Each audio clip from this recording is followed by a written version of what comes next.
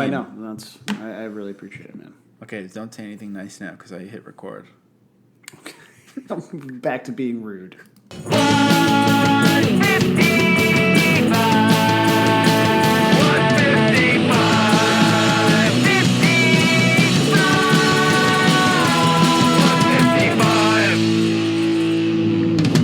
Fugazi reunion? Penultimate. That's right, it's the penultimate episode of Fugazi reunion month of the pod. Sam, do you think people are going to be mad when they find out we're doing Fugtober? No, I think at this point, anyone who would be mad is long gone. They're long gone. Like anyone who's left has accepted a degree of. They've embraced the Josiah mindset, maybe. That's true. You know what? That's true because we'll talk about that in a second. But I think we have reached what I would like to officially dub denouement season of the pod and possibly our lives, really. But we peaked, and now the goal is to really lose as many listeners as possible by becoming more and more esoteric and kind of taking negative feedback as an encouragement in that direction to keep going, I think.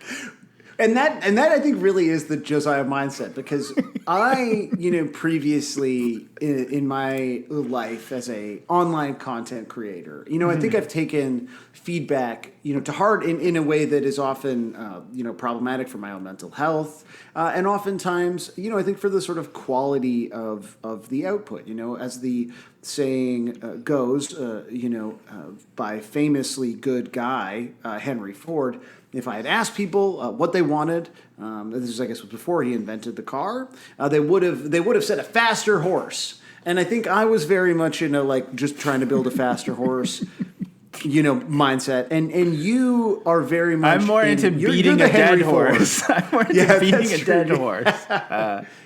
So that's true. You're the sort of Nazi sympathizer between the two of us, I guess, is kind of where I'm trying to take this. I was being very sympathetic to you earlier, so that's true. And I appreciated it. Sam, you really freaked me out earlier today when you said, I was talking about some movie I hate. I'm almost afraid to admit how much I hate this particular movie out loud, because I feel like you could be canceled for this take.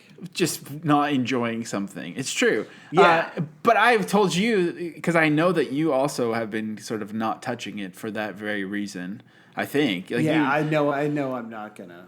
And so I told not interested. I mentioned it to you, and I said, oh my God, it's even worse than you'd think. And then you said that makes you want to see it now because you've become more like me. And that's making me scared because I don't know who I need to become now. Since everything is some sort of aesthetic chess game in my brain, where do I go from here? Well, yeah, I do feel, and we've talked about this before on pod, that there's a part of my brain that I have simply surrendered to you.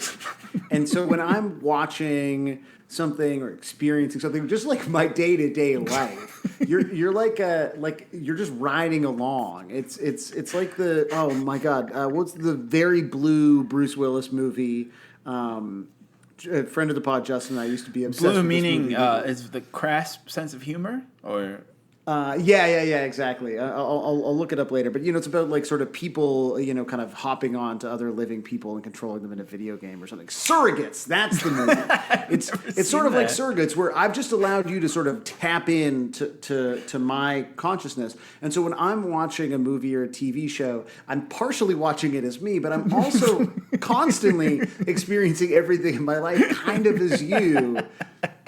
And thinking Josiah would think this was fucking insane. I was at the Polaris Music Prize Gala last night from when we were recording. And you were like, he would love the this gathering of like-minded music fanatics from Canada. Yeah, I just thought, as a Canadian music fan, you would really love this celebration of great Canadian music. This objective decision about what is the best one of the year. Yeah, exactly. And you would support the decision and the entire kind of process and spectacle.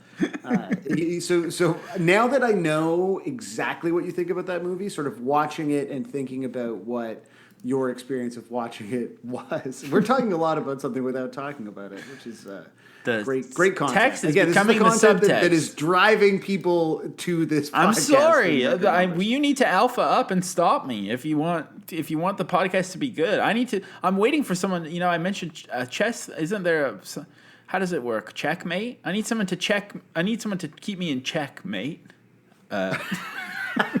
Let's go punk news. Punk news, P-U-N-K-N-E-W-S.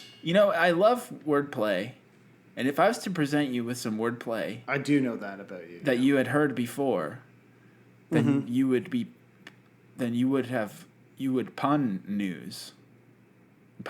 You would pun news. Pun news. Saying the news. So, you want me to go first? You want to go first? My dream scenario is that you go first and that you have found the same one as me, but I think there's absolutely no chance in hell that you found the same punk news that I did. Well, let's find out. Mine, of course, comes from my favorite punk zine, and that's we gotta add Pen some Live. more. So I was telling Sam about a very secret medical issue I've been having, and I sent a picture of it, and we really need to fill this chat with some stuff to get that out of here. Oh yeah, good lord! you're just looking at a photo of your medical issue. That's how we warm up at the pod. Is we exchange ailments, we send each other photos of our various. Just show each other our scrotums. Every week we do a scrotum check, real quick. Yep. And you know what? If you have a scrotum, you should check. As Tom Green says, rub your balls, touch your balls, so you don't get cancer. Tom Green, I bet, who loved the Queen, it turns out, I bet he's probably been to Pennsylvania, but I don't know if he's ever been in a situation like this. Pennsylvania Music Collective throws punk concert at a Sonic. Okay, that's an unusual meaning setting. Sonic the drive-in, not the beloved Hedgehog. Hedgehog? No, they did not throw a punk concert they did not heave an entire punk concert in the direction of Sonic the Hedgehog. In fact, it sounds like they staged a punk concert at the Sonic Drive-In. And now, have you ever been to a Sonic when in America, Josiah? No, I haven't. Is it good? I feel like I want to try them all. No, I have. I feel like so many Americans are so obsessed with arguing about food, and I hate it so much. And so I feel like every time I take a bite of anything in America, why is someone's that the mad thing at you hate me. arguing about? Someone's mad. I feel like if I'm like, oh, I'm gonna have a bite of Shake Shack burger. So someone's gonna be mad at me somewhere because they think that something else is better, or I ordered it wrong, or maybe I'm also afraid of the Starbucks fans. But I just feel like it's so loaded. So I feel like if I went to Sonic, someone would comment and be like, "Oh, you should have gone to White Castle," or vice versa. Just calm down. Let me go on my own food journey. Well, maybe you could go on a music journey because, we'll read on to find out about all the ways that you can engage with Sonic America's Drive-In. I don't think Claudia DeMuro has a Twitter, the author of this, so that's a good start. LinkedIn, oh, interesting. yes. Wow. Oh, yeah, Claudio DeMuro 2 joined 2014 to Twitter, and it's just a bunch of public Dropbox links. So if that's the case, very bad journalist. Not great. Not great usage of the platform. But let's read what Claudio DeMuro has written here in Pen Live. You could say they made a sonic boom. That's so cool. How do you like that? That's a pretty good reference. As the pun king of the pod, yeah. What is that? Pennsylvania. That's the Sonics, right? Is that what that's from? I guess you think of it as the record store. I mean, I simply think of it as like a sonic boom, like what would you call that? The effect, the occurrence. Oh, okay, like the sound of a sonic boom. I feel like that's what it's referencing, as opposed to it being like a sonic boom, like Toronto record store reference. But maybe, yeah. Let's assume this is a reference to. Let's assume the best. About Claudia. About Claudia. A Pennsylvania-based group of musicians managed to throw a punk concert at a Sonic Drive-In in New Jersey. Now, that's interesting because that is, I believe, not in Pennsylvania. Billy Penn reports how 4333 Collective, a Philadelphia hailing group that hosts shows, and then in quotes, and creates community, got a total of 5 hardcore bands together to perform in front of what ended up being roughly 300 undoubtedly headbanging and moshing people at the Sonic located in Hainesport, Burlington County. Billy Penn, is Billy Penn like a person? Who is Billy Penn? Billy Penn is, I think so. I feel like Billy Penn, well, it's a website that has a picture of a guy on it, but the author of this article is Noah Zucker. So I'm a little confused. I think this is an aggregation of BillyPenn.com, which this is very interesting. Billy Penn is a website. What's this image called? Like a silhouette portrait? It's a silhouette of a cowboy. Really? Well, I can't tell if it's a cowboy or is it like Benjamin Franklin? But either way, based on the options that you can drop down, it's almost impossible to figure out what kind of newspaper this is. News, these are the sections. News, power with a gavel. News, power with a gavel. Neighborhoods, secrets and fun. Sports and community, LGBTQ, and Latino life. That's what is offered at Billy Penn, which is a magazine that has the silhouette of a cowboy man on it. We've got it all covered. Really, secrets and fun. Yeah, okay, that's if you got secrets and fun and Latino life. What other website would you need to go to? I do love though that on this secondary aggregation of the story that I've found, they have put host shows and creates community in dick fingers. Like the idea that like you're not. I mean, you're just a concert promoter. You're not really. That links to their. That links to their Instagram. That's in their bio. We host shows and create community. Well, that's good. Now, Billy Penn continues to describe how the collective's founder, Jace Williams, managed to establish the Sonic as a venue via a friend who's employed there. Neither Hainesport Township nor Sonic were asked for permission to use the location beforehand. This is actually sick as hell. The concert was held at the franchise location without the knowledge or approval of the independent franchise owner or Sonic Corporation, said the chain's national public relations manager, Brett Reams, after the fact. The franchise is investigating the matter. According to their Facebook page, 4333 was initially intended to be an outlet to record, produce, and release live sessions, but has since turned into a full music and arts collective dedicated to releasing live sessions, interviews, new releases, and much more. And then it's upcoming. One of their upcoming shows is with some uke band. So, but I do love the idea. And honestly, if you click through the Billy Penn link, the photo that was the name of the venue, the Yuki Club. That's not the name of it's not a ukulele band. Oh, I was like, this sounded really punk, and now there's like ukes involved and stuff. You're like, no, there's a war in Ukraine. Good, fucking. Yeah, I mean, I'm gonna have to really interrogate all of my previous statements about the Russian invasion there. But the photos, if you click through the Billy Penn, the photos are pretty good. And the idea that just like some kid who works at the Sonic was like, yeah, come put on a show here. And it looks like... So someone working at the Sonic was in on it, is what you're saying. Because for me, the one thing... Sometimes these kind of what the fuck is up Denny's type shows, I feel bad for the workers. I feel like it's like someone's just trying to go viral and being really annoying to the poor workers. But I don't know. If the staff was in on it, I think that's a victimless crime. Yeah, it sounds like... Oh, and it looks like Hate 56 was there and filmed it. So, we can watch this. There's a...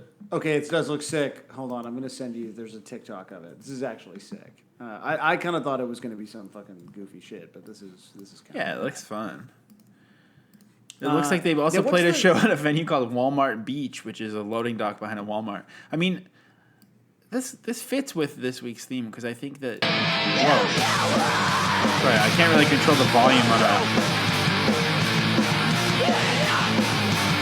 Wait, is this outside the Sonic? That's crazy. Yeah, this is outside the Sonic. People are setting off fireworks. Oh my god. Wow. So that's interesting. Do you think any of this... Something to think about, don't answer now. Do you think any of this is a critique of capitalism and of chain restaurants, or just kind of the way that these two things have been married, or are now just one and the same? I think that everything is a critique of capitalism. I think nothing is, actually. I think it's all part of it. I think it's just... So I wanted to share my news with you. My punk news comes from my favorite website, thebrickfan.com. This is the brickfan.com reporting. Lego Video, VIDIYO, Video, Punk Pirate Beatbox, number 43103, Amazon sale, September 2022. This is written by Alan Tormentalis Tran. Tormentalis is in SM, calls them dick fingers. If you're looking for an early stocking stuffer, the Lego Video Punk Pirate Beatbox 43103 is on sale for 68%. That's a good number. Off on Amazon. As of this post, it is listed for only $649, which saves you $13.50 on it. It looks like Amazon is trying to clear out their warehouse, and you may find more deals like this in the near future. Update: the Candy Mermaid 43102 is also for sale for $499, which is 75% off. As an Amazon associate, I earn from qualifying purchases. So this is the Punk Pirate Beatbox Lego. I was like, what the fuck is this thing? So I thought we could just check it out. I don't understand what any of these words mean. Welcome back, guys. This is Legos at 43103. Well, let's check out this explanation from has Bricks by the 73 Ocean. pieces and one minifigure. This is the Lego Punk Pirate. So it's a punk. He's a punk. A wooden leg, an iron pirate punk. hook for his hand, and a mohawk. He also has some This is a cool look. tattoos. This actually, as I was researching, I wanted to make fun of it, but it gets kind of You interesting. can see on his vest that it wore out through the years. It's true. And that There's is his distress other. on the There's vest. like a narrative to this whole The outfit. Punk Pirate. Also comes with Yeah, a he has a guitar cool- to play his music. An Kind of anchor. sort of It is rockabilly. in the shape of an anchor. That's a cool It's- guitar. It's Anchor made guitars. to be Shout out Anchor traveled guitars. around with. And So it has a little travel case. that's why. It But has just wait, there's rubber more. Handle, Oh, there's so a you rubber can handle. Take it places and carry it. So check it out as our To friend open this part, Bricks. you squeeze what's the this? bottom and the top. Yeah, Bricks by the Ocean. You open it up. and you Now check this open it out. like that. There's little And Lego he can vinyls hold on the his wall. Guitar while he Wow. is in here like this with these like that. So you flip, And see? this set comes with 16 bits. Yeah, and it maybe I'm gonna can get hold into 12 Lego. beat I need bits. to, You can I'm just like customize collecting as your new beat hobbies bits. right now. When Yeah, Sam's you a get gamer it, now, you too. Put it on this wall. I game. You customize And it I'm gonna become a to Lego what you person. want. So you can do, and then there's also, you know, I don't know. I don't need to play you all the videos I found. I was learning a lot about this today, but it's You went pretty deep. It's I also- gave me all the videos you found. you can see on the box there's an augmented reality. Maybe I'll show you one more because this is an interesting thing that makes this punk news all the more exciting. Is Swedish Brick complained the main problem with this is that it's too expensive. Hello, and welcome to build the Lego Oh, video. this is the wrong video. This is just a guy who builds it. I thought it was nice to hear his Swedish accent. The set has Now, are 73 you pieces. like? I know Funkos is more your thing, but have you ever been a Lego adult? Yeah, I was an early Lego adult. I built the Simpsons house, and it was so sick. Oh shit! Yeah, but you get rid of all that stuff and you moved from Calgary? Yeah, and if I hadn't have thrown it the box, I would have made like $2,000 off of it or something. But you know, the funny thing is, there was only like one video that was an actual kid with this. It was all like adults with funky Apple watches and baby blue hoodies on this. Well, I feel like Brian from like PODcast and Yeah, Fight Radio yeah. is, like, He's always big posting Lego adult about- now. He's a big Lego adult, yeah. Yeah. So, anyways, check it But it out. seems to bring him such joy, and maybe it could bring you joy too. I mean, he's so dumb. He's such a dumbass. But video Punk Pirate Beatbox set 43103. Check it out on Amazon.com/.ca. Maybe we should work on some affiliate links. We'll think about that. We should become Let's think about all these things as we do the episode. Let's get out of the punk news section.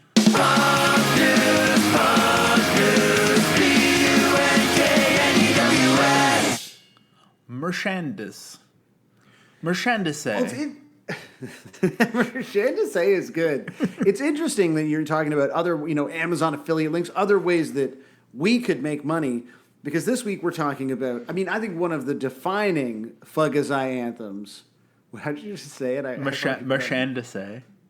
Merchandise That's the name of my daughter. is really landing for me. Merchandise, which is, one of the band's, I think, most iconic songs. It is a mission statement. I mean, this is one of the things that people know about Fugazi. You know, all ages shows. They love merch.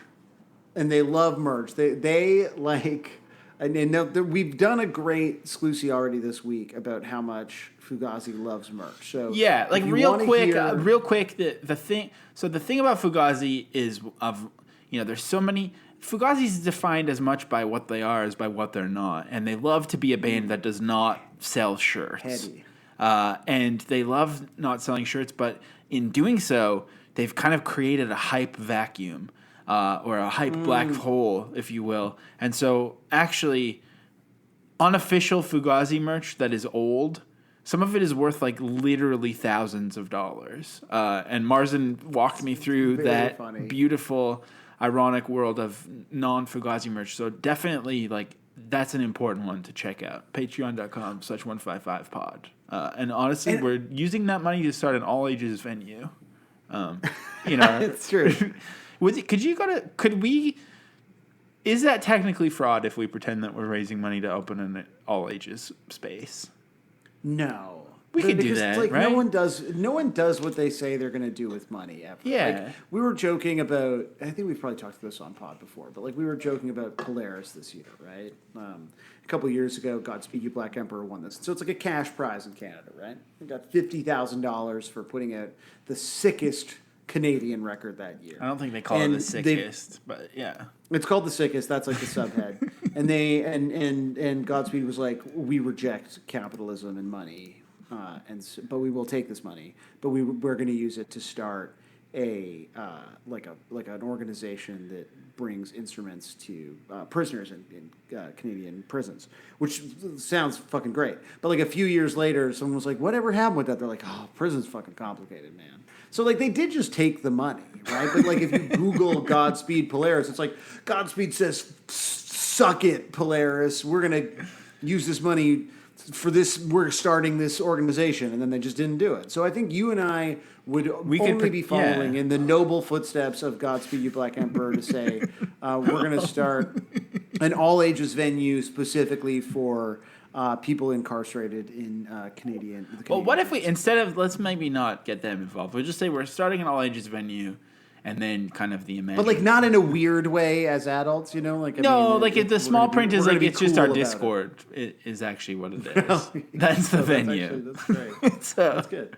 Anyways, give us $5 or $7, either or. But let's talk about merchandise. Pick your poison. So, obviously, you guys talked about the exclusive, and in my mind, this is real, like, Fugazi table stakes. But it seems like as, like, whatever, cycles, cultural kind of trends come and go, the idea that Fugazi never sold any merchandise is, like, something that people are forgetting about and relearning. So... here is like a Reddit post on the Fugazi subreddit, and you're like, I can't tell if this person is joking. So Fugazi didn't sell any merch at all? I read on Wikipedia that Fugazi didn't sell merch. So before I drop 50 pounds on a quote-unquote vintage Fugazi shirt, I want to know if it's legit. Thank you. Well, I got to say, Kelsey244, first of all, 2 years ago, a $50 vintage Fugazi shirt, probably with the recent merch boom, all these fake deadheads walking around, all this bootleg shit and Steely Dan sweatpants and Lord knows what, you probably could have made like triple that if you had bought it then and resold it. So either way, you fucked up. If it was actually vintage, if the tag was vintage or whatever, you fucked up. And maybe they bought it. I mean, maybe they're, we'll see what happens. But what I like is just even as this conversation, again, this isn't on the like punk subreddit. This is on the Fugazi subreddit. The top response is from someone quoting the lyrics to Merchandise, which really sort of quite explicitly spells out the band's position on the idea of Merchandise. With the line, "You are not what you own," and then someone has responded, "But I want a damn Fugazi shirt, lol." So like clearly, that's the perfect encapsulation of the whole struggle, right there. Those two, Bubba O'Reilly and Deleted. That conversation. I'm screen capping that. That's the whole thing right there. That's it. It's it's pretty perfect. And so at some point, kind of, people start explaining it to them, and they start talking about that this is not a Fugazi T-shirt, and sort of explaining it to a different generation. But I mean, in addition to the song, again, this was like always part of like every interview with the band. This was like the number one thing that they were asked, and it does sort of mean that like there are some fairly humorous answers. So I mean, this is an interview with another sieve-fisted find. I don't know, Tumblr. Or no, this is I think this is actually a from a zine. So this Okay, Tumblr yeah, they simply just reposted it. typed out something from Subdive. I don't know if there's any information on when it was a Swedish fanzine. So in this, Martin, so definitely a Swede, why are you so against selling merchandise, T-shirts? Ian, just not interested in it. I mean, we've become so much against it. Hold on. Just not interested in it. I mean, we've become so much against it just because we don't do it. And everyone goes like, well, they must. But I mean, from my point of view, we're a band. We come to play music. That's it. And for me, when I see a band I really like and I'm really like into them and they stop and say, we're selling T-shirts in the back, bums me out. Because to me, it's like a small band selling shirts to raise money for gas and food. Okay, that's totally cool. And I'll buy a T-shirt to help the band. But when it's a big band and they're making whatever, to me, it's just this bizarre parallel economy that comes with music now. The fact that you even have to ask me that question in an interview, why don't you sell shirts? What kind of questions do I have to ask a band? It's like, would you go to a baker? You go to a bakery and you say, how come you don't sell shirts? He makes fucking bread, and I make music. And then, I totally agree with you. And then he just keeps clarification. going up. But I'm saying the point is, hold me back, Guy. Hold me back. First of all, like every good bakery or restaurant or like spot now does sell merch, as they should. I mean, I was reading this and I was like, I don't think I've been in a bakery that hasn't sold a shirt in a long time. Yeah, like it's just I knew that his also like the funny thing is they take these stances and then you think that there's going to be some like interesting sociopolitical like theoretical he's done the reading kind of answer, and it's always just like, how fucking dare you ask me that question, you piece of shit. Imagine if I was and then like create some scenario. Like it's just incredible. It fucking rules, and I love how many of these interviews are just like Ian cutting people off. Like it's just sort of be like I just like I don't know. I'm like it's a fanzine, right? Like Martin might have been like 12 years old. He's like, okay, I'm gonna ask them about playing all ages shows. This is my Swedish 12-year-old accent. I'm gonna ask them about that. And they don't sell merchandise. And just like him being like, you go to a fucking bakery, you ask for a fucking T-shirt. Fuck you, Martin, the fucking Swedish boy journalist.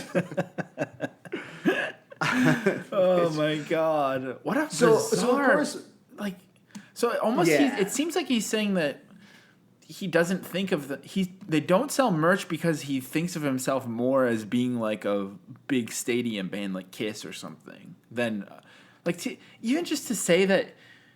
Like I just can't even comprehend. Like one of my favorite stadium shows I've ever seen in my life is probably Iron Maiden, and like that was like the entire Saddle Dome was a giant rock head shop of T-shirts for sale, and that was like the sickest part. I mean, it's just and the Sclusi's already started a whole debate about this that was going on in the Discord today, and I think.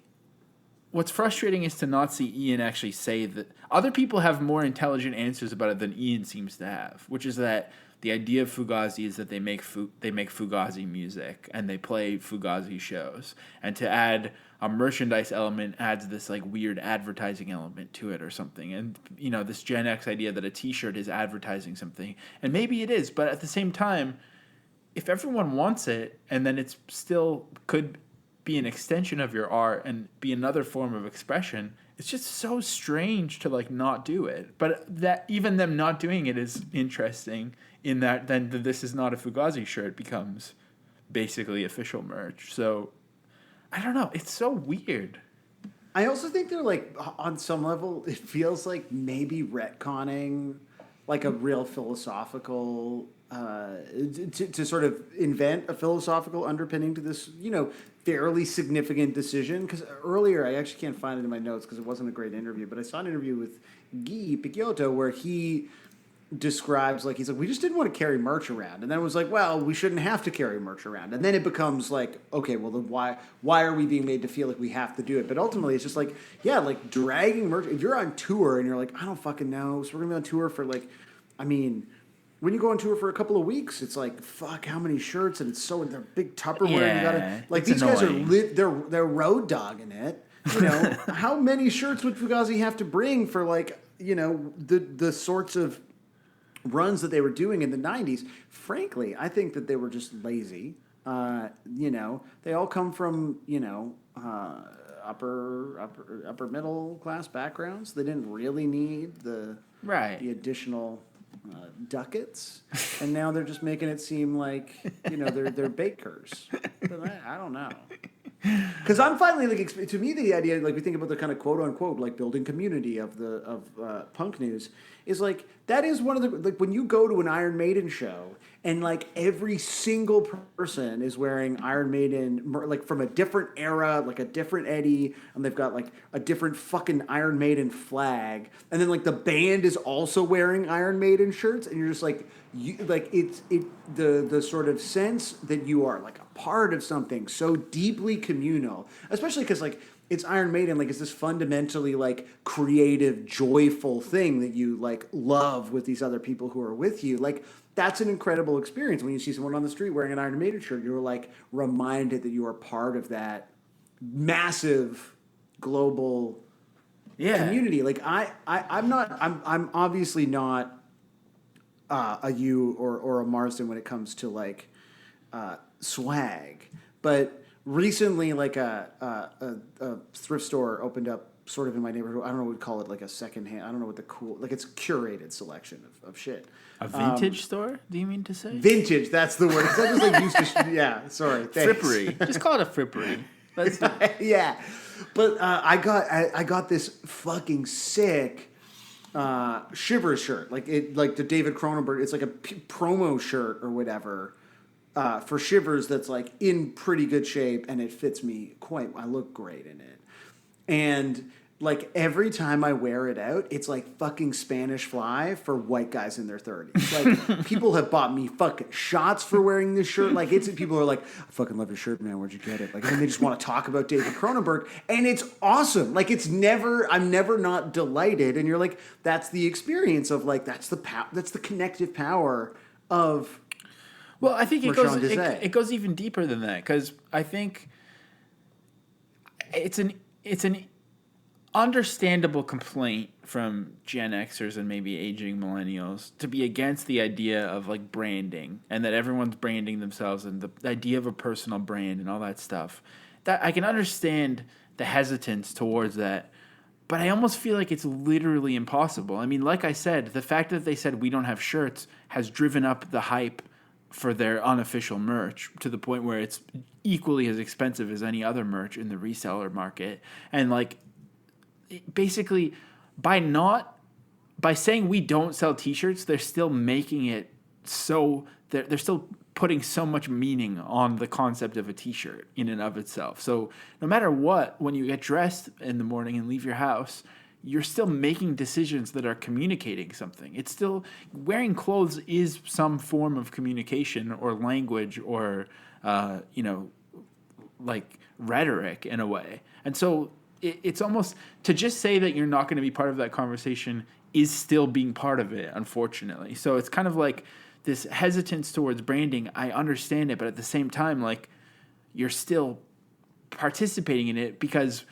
And then this happened again today in this debate as we were talking in Discord. I was thinking like maybe because there was this debate like, well, isn't a record merch? And I mean, it's kind of weird to just talk about a Discord, but we are having a lot of fun in there if anyone wants to join.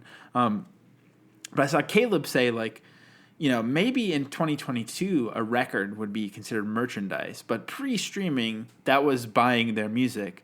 Maybe that's true, but at the same time, like, maybe then Fugazi still existing as a band and jamming and not ever playing publicly or doing anything. Maybe that's actually the purest form of Fugazi rather than, you know, selling. You're still selling records that still have logos and imagery, and if it's just purely about the music, shouldn't it just be like a plain sleeve? I mean, maybe Donda by Kanye is the best pure musical most thing. Fugazi. Yeah. You know, it's just kind of like they're and that's what's great about them though, and that's what's great about how frustrating it must be to talk to Ian MacKaye, is that he's stirring the pot and pushing buttons in a way that is almost beyond his control. And I love that. And I think in a way I relate to that because I don't know what I'm doing, but I know I'm just making everyone mad all the time when I go online, and I love it. But I think it's kind of like, it's just really interesting because by making it about merch, by making themselves not about, like, even just the concept, you are not what you own, is very interesting because does that mean you are if you're not what you own, a lot of people who are like Gen X, like Adbuster types, I feel like they are what they don't own. They define themselves by like Buy Nothing Day or something, which will come up later. On TV. Yeah, like then you're, and so it's like, it just all feels so futile. But I kind of love it too. Well, and again, this is where I think, because this obviously, like, from like this imprinted on me. I mean, I think this is a whole like part of, again, like everything has to be all ages, everything has to be as inexpensive as possible to a degree that like makes it impossible for anyone who doesn't come from a certain like economic background to like literally participate in the creation of art because it's like not a viable path, right, for you. And to me, it's like the Gen Xiness like really comes back around to like, and the "you are not what you own" as this like slogan, like the way that people and the way that candidly, like I think as a person whose experience of like music and popular culture like was very much sort of filtered through bands like Fugazi and that sort of approach to like anti-materialism, Buy Nothing Day, is that in the 90s the most commercial rap music was like highly quote, like it was material focused, right? But like you as a listener, again, for me coming from like a middle class background, you lack the context of like, oh, the reason that like people are rapping about these things is because perhaps they come from a background where like getting those things was incredibly difficult, and like so it's like the idea that it's gauche if you're middle class to like talk about how much money you make or what, you know what I mean, like these things that are like this very like waspy approach to kind of social niceties that like is so inherently rooted in privilege and in sort of the comfort that comes from being the child of like, whatever fucking diplomats or whatever everybody in Fugazi's parents are, and all of, you and I with our diplomat parents. Like there's this inherent. And that's where my parents are literally the diplomats. They're in Dipset. So that's why I take umbrage. We haven't talked a lot about that. I take umbrage with your comments about bling and whatnot right now. But I apologize. But that's it. But you think about like that critique of rap, like it's just about bling and whatever, and you're like, well, I mean, no, and it's also just like so much more nuanced than that. And that's where I think I give, because this is literally on first demo. Like Merchandise is one of the first Fugazi songs. It doesn't come out until Repeater, but like it's on first demo, which we should probably listen to because it's such a different version of the song. But like that I think Fugazi should be allowed room to kind of like grow and develop more nuanced opinions around those things. Because also I think it's easy to say we're not going to do this like if you're just like a band, but when you're like the band, everything that you do takes on this additional weight. And to your point, I think that's it. Like you're either going to nope out of everything, and I know you're in danger of becoming the like, and yet you participate in society meme. Yeah, but that guy's like, right, and he's cool. Well, but at this point, like Fugazi is not participating in society. They're like, you know what? You're right. The guy in the well is correct, and like, and that's really interesting. Like, and that lends this like, I will say with some exceptions, like a sense of kind of purity to even this like very fucking I don't know, didactic fucking. Yeah, it's like, to be clear, I'm not against the message of the song, and I think probably we all should interrogate these things more. I mean, if you've received an Amazon package this week, you probably shouldn't have done that, and I'm speaking to myself too. But at the same time, it is just hilarious. It's almost like by oversimplifying these things so much, they've almost made them impossible to incorporate into our own lives. So like then you just have to shrug and be like, okay, it's like it's so unrelatable.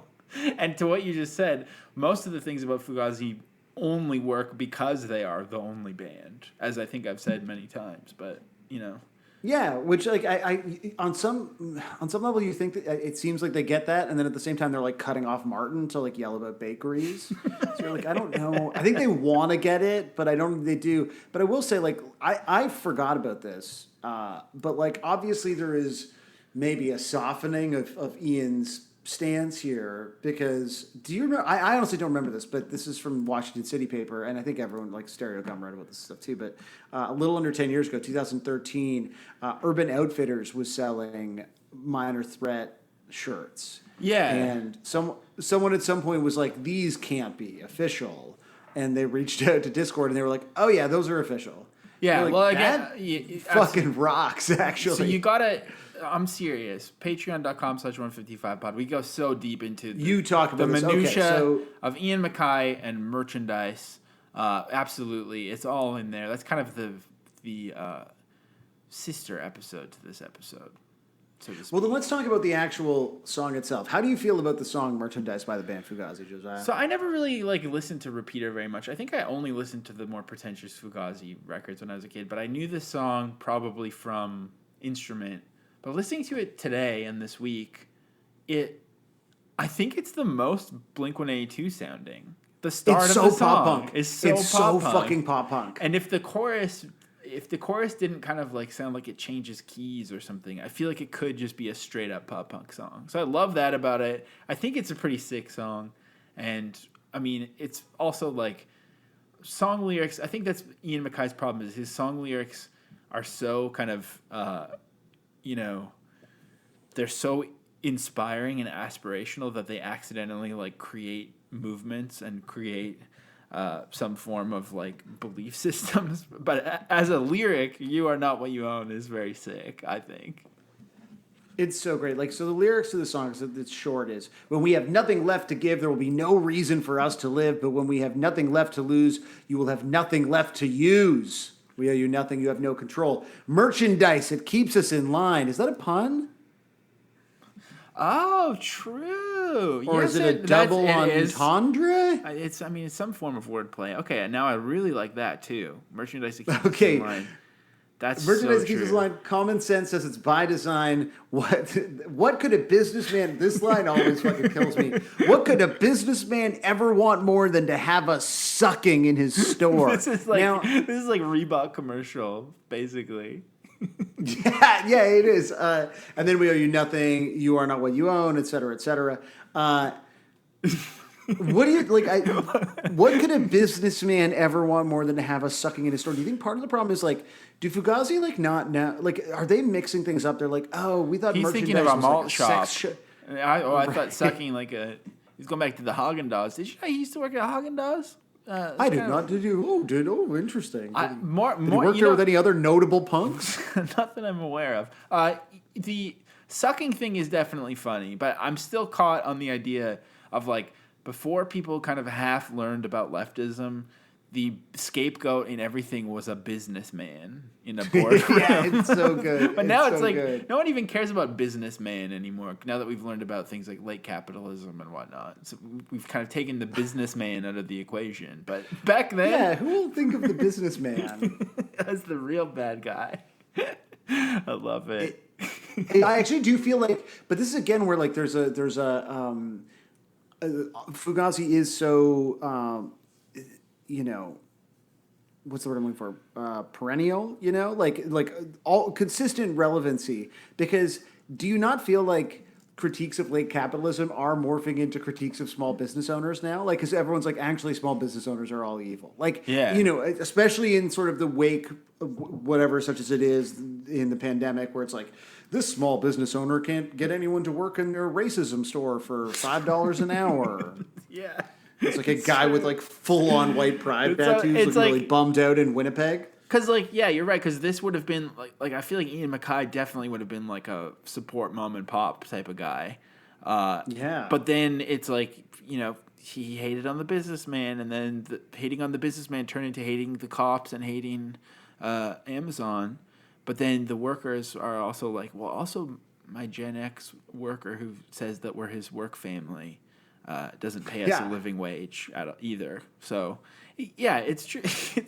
Maybe you're right. Everything is a critique of capitalism, but I think so. Maybe also the way this gets delivered, like in the actual on the album, is like Guy doing the sucking store. Like it's the emphasis of suck. It's so good. Like it's really fucking good. What a weird. Is there a rhyme they're trying to do, or like syllabically? Couldn't there have been anything, even shopping in his store? Maybe. I mean, or suckling would suggest some kind of like breastfeeding thing. Sucking also in a 90 sense. There's too many meanings here that it could be. Like you're just being lame in the store, or who knows? It's very interesting. Interesting. Yeah, maybe if we ever get anyone from Fugazi on the pod, we can be like, which suck? I got one question. It's not really about merchandise, but it is. Well, we only got 1 week left to get someone from Fugazi on, so. Well, we got some time now. As much as these lyrics are pretty obvious. Not a lot of room for interpretation, but certainly some good conversation happening over at songmeanings.com. Just like people talking about how they didn't sell merch. But there's one real. I actually haven't read this whole one. And, now I'm reading the username, and so I'm like worried that we shouldn't. We don't need to read the username. We won't read the username. Let's see if we have to. You're probably gonna have to hop a few words as you ride. Yeah. But Okay. I trust you. Here's a comment from 12 years ago. So consider that on Song Meanings. This song is a kick to Hot Topic's tiny scrotum. It's cool to make your own tees. Please don't sell them. Also add your own cool touches. The last thing any fan wants to see is 50 kids walking around with 50 of the same black and white stenciled tees reading Fugazi. Back on topic, this song applies to just about any store you might see in the mall. All malls are the same. That's why malls aren't fun unless you're just messing around. Example, wet seal. Most girls I know can't leave home without their 80s style leopard skin leggings from Wet Seal. What's wet seal? I don't know what the fuck that is. What the fuck is wet seal? JCPenney is written like the way you would write like a Scottish last name, like McPherson. So it's JCPenney. Macy's, Old Navy, Hot Topic. God, I hate this place. That one dude from Twilight is all over that store. You like a pull back a shirt, and there he is just staring at you. The problem with these stores is that they rob kids of their individuality and create an army of drones. I guess wearing tight, skinny jeans, ball crushers, is cool. Is it worth not being able to feel your nuts? Let's all wear leggings and straighten our hair. Guys, too. We'll have a grand time being different while looking like everyone else.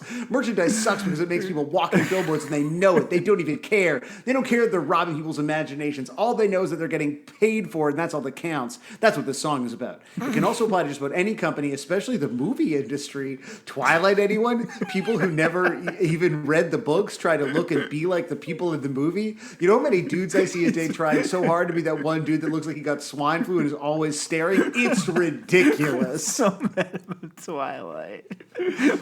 Also, specifically, not just mad about Twilight, but apparently mad that people who didn't even read the books like it so much. Yeah, I feel like this person is like a serious I'm kind of curious. Literary head. It looks like you can click the. Oh, what does this mean? Okay, lyric. I'm just.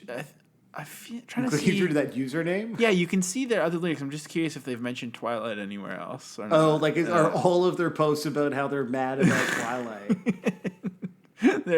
They seem to really like the Casualties song "Kill the Hippies." No, they're not actually. This is the only time they brought up Twilight. So something about Merchandise really got them ramped up about Twilight. But you know what? On that note, real quick, I want to just play you something that I found before I'm sure you have some other stuff to show me, but this is called Punks. This is a Fugazi Merchandise music video made by some punks, and it is. I'm just trying to get the caption loaded here. This is uploaded by Ghetto Express Lane. Punks take Target by storm. So many things about this, the username, the title, the concept, the general shittiness makes me think it's quite an old video, but it's actually from 2017. So this is some punks taking a Target by storm. You look so angry. This is the man, like, so like, listen very scold close me. because we got a little plan. These punks are about to take the target by storm, so it's They a. kind of just look like normal people. But they've jammed one of their punks is in a cart. I mean, in 2017, They were in wearing flannel and a jean jacket and black straight leg jeans, it's kind of just, they're just kind of plain They looking. just look like they're sort of walking. They're just walking But, through- but playing merchandise like gives it a. It does give it a vibe. I think they found some Christmas sweater, ugly Christmas sweater. Oh, it's a New Year's Eve sweater. Kiss Me at Midnight. I mean, again, like, this is kind of the... You know, when I was a kid, and I saw the Adbusters corporate flag, which is in another one of these videos, So sick. I think I loved it, but I think I just liked it because of the iconography was so good. I think I just loved Right, the logos. what you actually like was the corporation. Similarly, like, these kids are just having like a fun Friday night at Target. Really, that's all it is. They're literally just trying on outfits. Actually, is all they're doing. This is so great. They're just going to Target.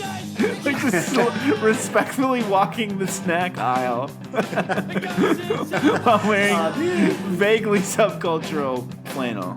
No, they're just having laughs and. I mean, this just makes me Filming want to go to themselves. Target. No. I just want to have like nothing to do on a Friday except like Go to Target. Be like, think that you're making trouble, but just be like, oh, we put our friend in a car. this is like a youth group scavenger hunt kind of vibe. Oh my god, yeah, for sure. This has real photo scavenger hunt. There's nothing better than being on a road trip and being like, well, it's 9:45 and like we don't really have anything on. Do you want to just go to Target? Like that's kind of what this 5 is. Literally, taking it by storm. I'm not really sure what that means, but I don't think they've taken this by storm. Cause more of a ruckus. It's more of a gentle breeze. Yeah, exactly. Aw. I hope these kids are all still friends. I hope this is a nice memory that they can. Well, they probably are still friends because this is a very recent video. They're just recycling Yeah. the shots. I mean, so basically, it inspired these teens to go to Target and buy some stuff. So that's, you know. That was a great video. Why don't we watch a couple of live videos because they've been playing this for a long time, and as a result, like it feels like it's gone through a lot of different iterations. I actually don't know. We don't need to play the demo version, but it is like quite Well, fucking. throw it on for a sec. Why not? Okay, let's do it because now we've heard the kind of recorded version, but the idea of or the sort of album version, but it was like there was a faster version.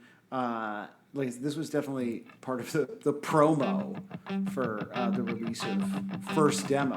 And But yet it's you cool 'cause- criticize promo.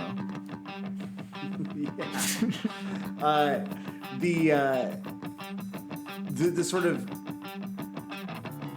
long existence of the song kind of means that. Does that have some piano in there?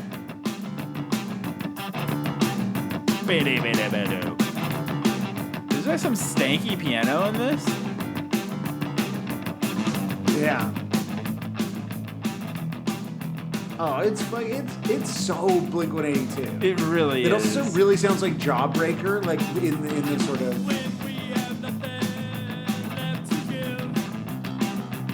Oh, It's so great. it's so good. But like, there's a lot of different ways that this has been kind of integrated into their sets and performed live. So we'll let him get to the shouty part and we'll watch a couple of live videos.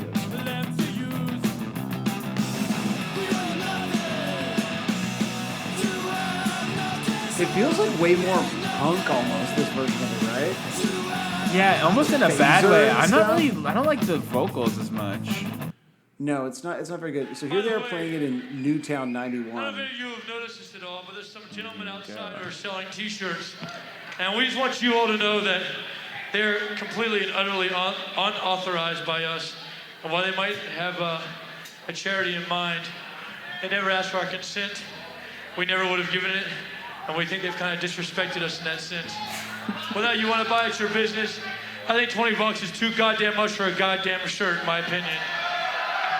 So you you know- do support sweatshops, is what you're saying. I'm sure they have good intentions, but ultimately, if you don't respect the band, when it comes to something like that, all they end up doing is exploiting our name, whether it's a good intention or not. It's a song called Merchandise. Well, it's kind of perfect that they.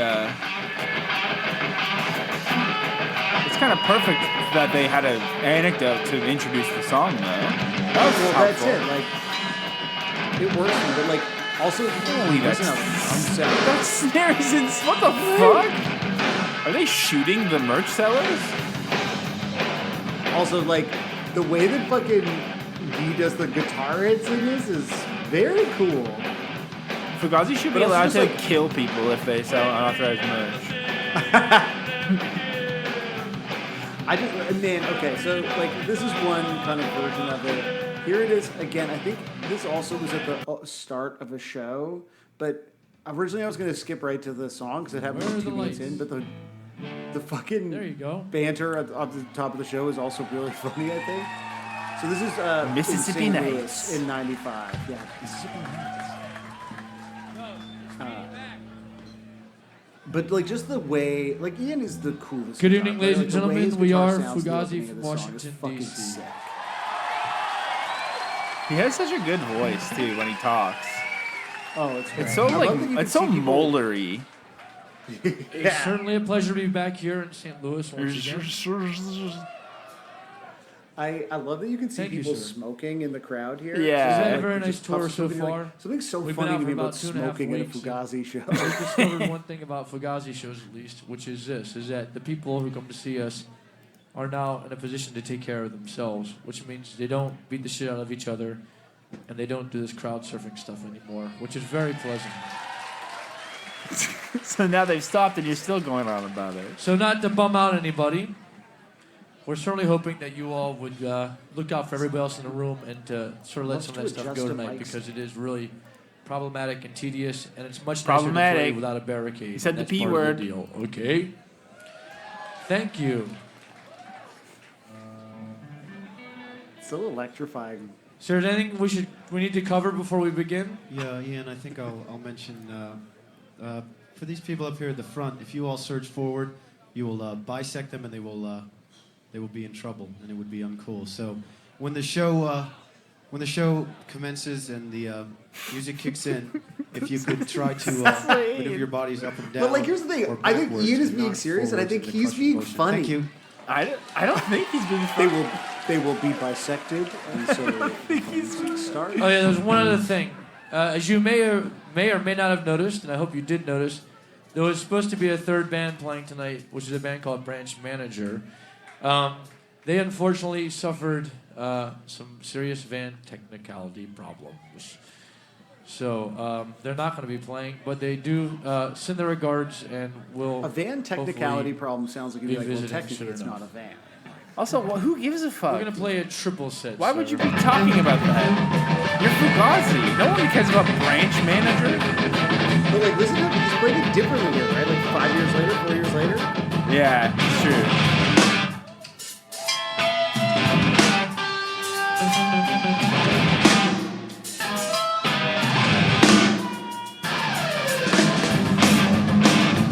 It's so Like, good.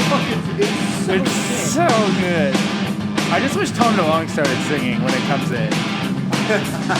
When we had nothing left to give, It's totally there'll be no Anthem Part 2, reason for us actually. to live. Yeah, 100%. Give it When we had nothing left to do, really, he's you really will grooving have in nothing here. left to you. There's nothing. You have no control. There's nothing. Fists in the air. You have no control. Let's watch them play it in Atlanta soon. Because again, this is like also different.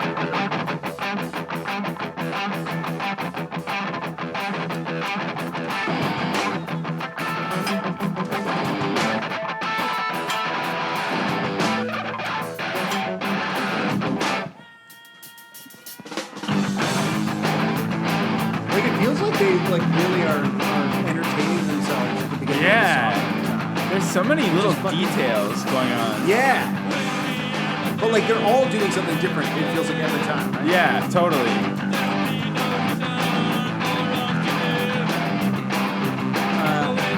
And now let's watch same thing. Like this is them playing it in Portland in '98.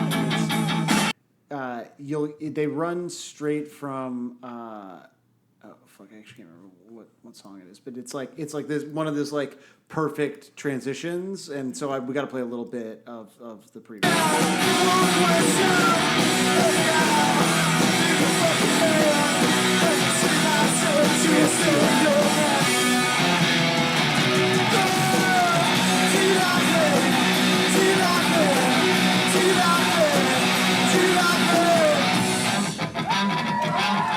Oh, that's so sick. But what's great is like everyone's like tuning, and he's just.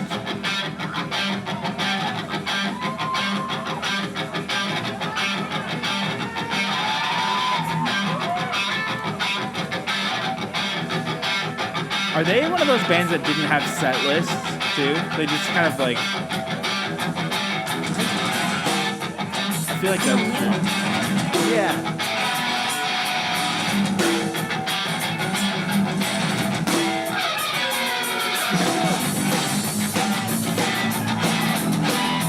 Oh, it's such a good song.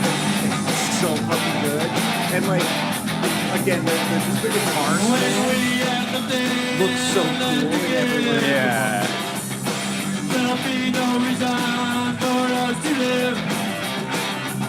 But when we have the thing that you lose, you will have the thing that you lose.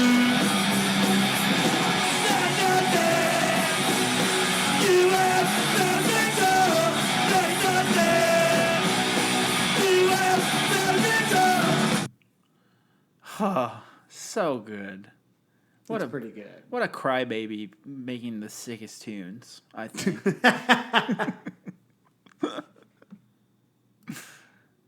Is that it? Yeah, that's it. Sorry. Well, Sam, thank you so much for sharing us this journey of live Fugazi performances of merchandise, which we just experienced in real time. There has not been any breaks whatsoever. Seamless. Why don't we pivot on over? Just... We've heard how the band interprets their own song. Now, what about other people who might offer their own little spin on it, or cover, if you will? Why don't we head into that realm? Sorry, we got some chocolate stuck in my teeth. To start it all off, a band that I think I've only ever heard them cover different songs, most notably Popeye the Sailor Man from the Saturday Morning compilation.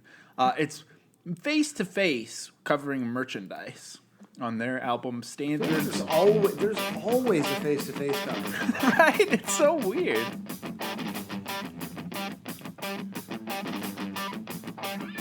What's Standards and Practices? You know, do you like this band? This is an older brother band, right? Yeah, I don't know. Yeah, and like I'll hang out with from time to time an older, and the same things people like, you don't like face-to-face? And it's just that never happened. Nice bass tone.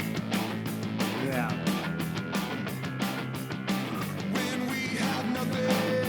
See, the problem is this is more of a Mark Hoppus voice. If it was a band with a Tom voice coming in, that'd be hitting. Yeah. Oh, I don't like it. It's so bad. But it's just like it's hard to see it like you.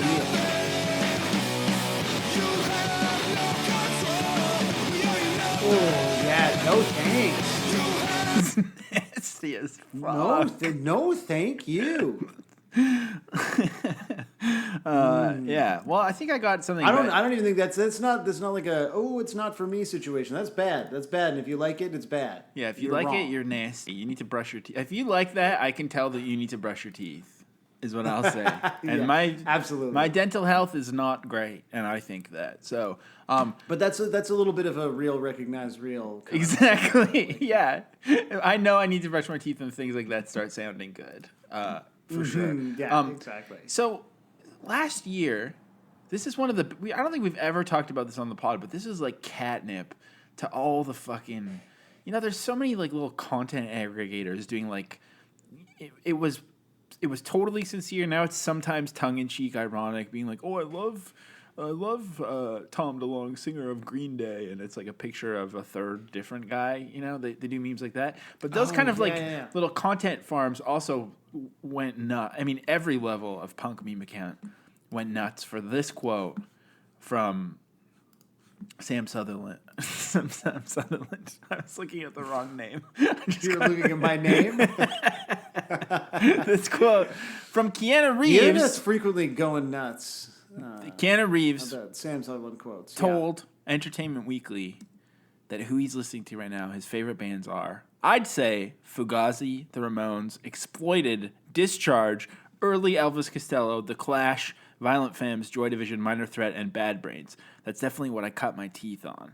I mean, that's some real, like, I feel like he's earned his leather jackets. I don't know if he wears a leather jacket. He seems like a leather jacket guy when I read that now. He seems like a motorcycle Probably man. like in the Dog Star days, I bet. Well, that's why I thought it was interesting how much he loves Discharge. Mostly was kind of the real one that had some people I know doing backflips, really.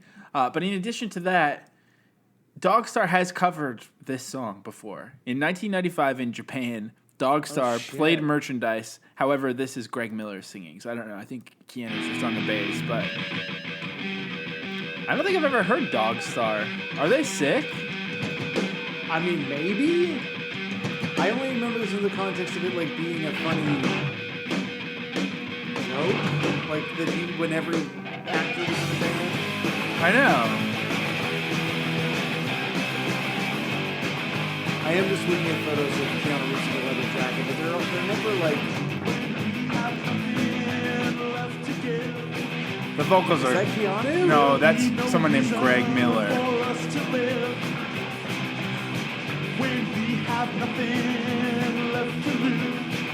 They're rocking, but the vocals are rough as hell. I don't think the vocals are not rocking. But like, look, I'm not here to criticize. Damn, Keanu Reeves has like basically like a signature leather jacket that you can buy a replica of. See, yeah, I knew. I could tell. He's like a macho kind of like hot, sexy punk man. From reading this, I could tell he just knows how to wear a leather jacket in sort of a classic way. It doesn't look try hard. He's earned it. That's what I'm trying to say. Yeah, that's true. Good for him. Yeah, so that's Keanu. Let's move on to the Portland School of Rock. And I do want to let you know that this week's covers have been selected kind of in a sort of metaphorically perfect sort of descending order, starting with the best to get much, much worse as the night goes on. So Face to Face was the best. Yeah, so this is the School of Rock. I mean,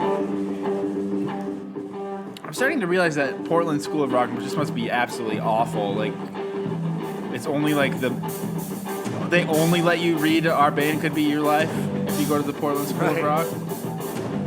Like, I just want to play some fucking Joe Satriani, and they're like, no. You guys want to play Red Hot Chili Peppers? And they're like, damn, these kids are rocking. They are rocking.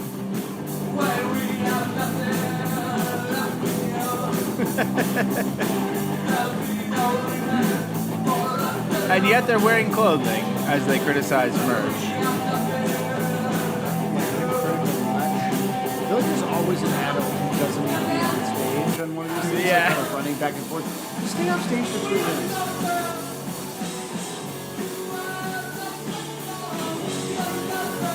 I mean, yeah, that one's okay. Rocking little kids. Now here's kids rocking. Speaking of an adult who's always involved, I'm glad you mentioned that. This is the Madison Music Foundry Student Jam in Studio Edition. I can tell it's the teacher just wanted to sing this song, I think, for this school video, recorded at Blast House Studios, April 9th to 11th. I mean, sure, there's some little kids. This is a very HD video. It's kind of hilarious. COVID masks on. It's good, I guess, if you believe in that shit. Now, you've been living, you lived the bachelor life for a little bit over the last week. Would you say you were living in a bit of the Blast House? Look at that bass! It's like a green screen bass. That Are guy's the No strings Effects shirt is also like in green? Mumford and Sons font. But yeah, Oh, look, here's here's the t-shirt. the.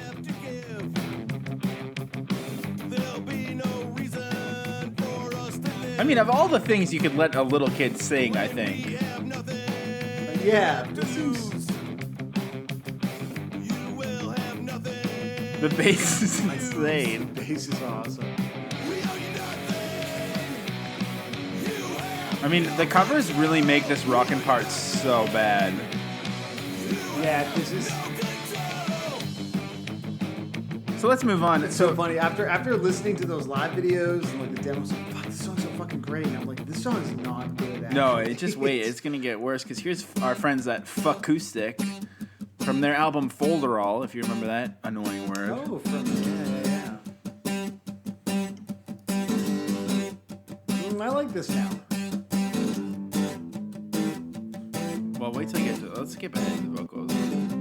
The best part is all of my banner ads that is showing on Watch Together are all for Grailed, and I'm seeing so much sick swag.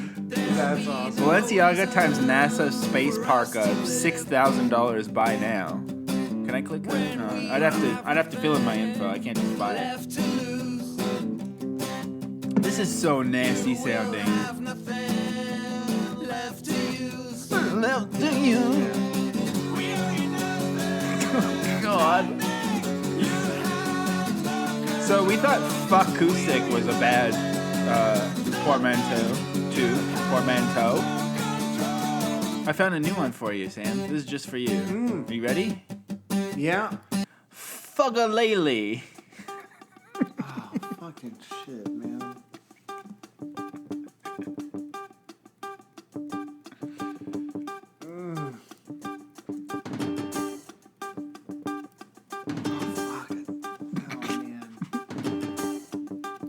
From the Fugazi album, 14 songs. Maybe they just did one extra. You can. Oh, I just noticed one of them's like doing a real stanky rockin' face in the background. When we have nothing left to give, there'll be no reason for us to live. He's kind I of think good it at should be singing too. That's the worst part. Yeah, I just don't think you should be allowed to like You will have nothing. Fugazi, I guess. Like, just no. It's just because Yeah. nothing good comes from it.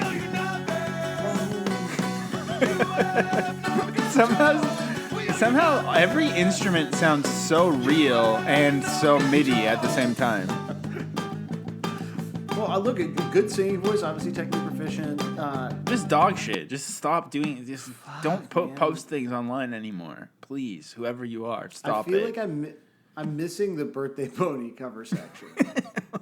Well, okay, I'll play you one that I think was actually really good. This band's called Mankind is Obsolete, which is a cool band name. There's a lot of shit to come still, so this can be a little respite. From their album Manic Recession. Okay, this is, like, the art is cool. I like how it sounds so far, but I feel like I've been fooled more than once. So I mean, I'm really in shame on me. It looks like the art kind of looks like the 2012 release of a 80s D-beat band. Like it has like weird fonts. Yeah, like just your organic ability to look cool has evaporated. Oh, this is good. Yeah, but the vocals are cool. Oh, this is awesome. And the drums are kind of cool.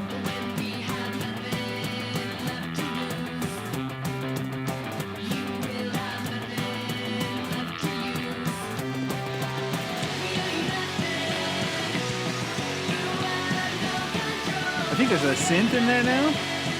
Yeah, this is fucking awesome. So is the band Mankind is Obsolete, or is the band Manic? I think the band is Mankind is Obsolete, and the album is Manic Recession. I think. This is awesome. Yeah, that one's cool. I think.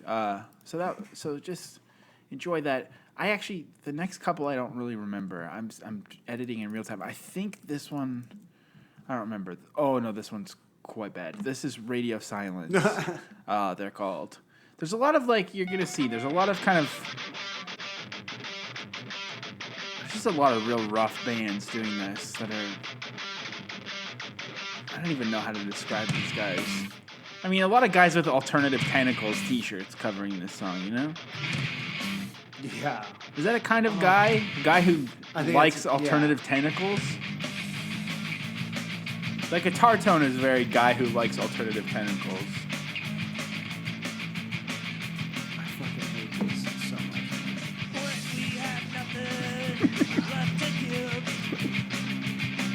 There's just a lot of stink on it. That's, you know, like, I feel like at some point in our lives we listened to a lot of people like this. You know what I mean? Like, these are all like people who were like in punk Yeah, I know. 10, 20 years before us or whatever. Like, we like the same things as these people. Here's a band called Pogo Trigger. They're at least all dressed like clowns. Okay, that's good. I don't remember if it's cool. There's a Halloween banner behind them. This is cool. Looks like a light-up Halloween banner. I think this one, the right band could rock the shit out of this song. This feels like a this is like a guy dressed as Captain Jack Sparrow kind of wanders In the front row. Whoa. Oh, now what's that choice? What's that vocal choice? What? Is he trying to sing like a pirate? Is he sort of a clown I feel like pirate? the choice is like being French or something. Oh, la, la, la. Yeah, like it's very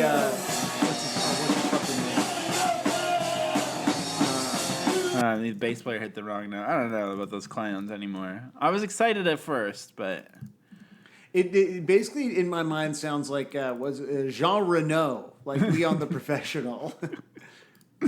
well, I'm glad you said that because this next was called Fugazi French Tribute from Audio Superstar, and I think it might be in French. I think this one was cool too. This is the other one that I think is actually good, but I've saved the worst for last, I think.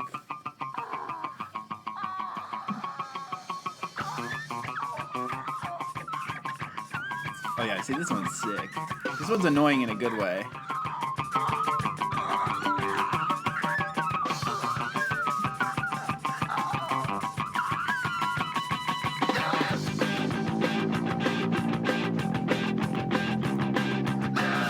Okay, this is actually good now.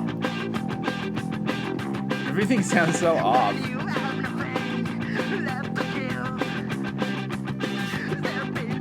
Audio Superstar Les Hurlers. Oh. Yeah, this is so good. Yeah.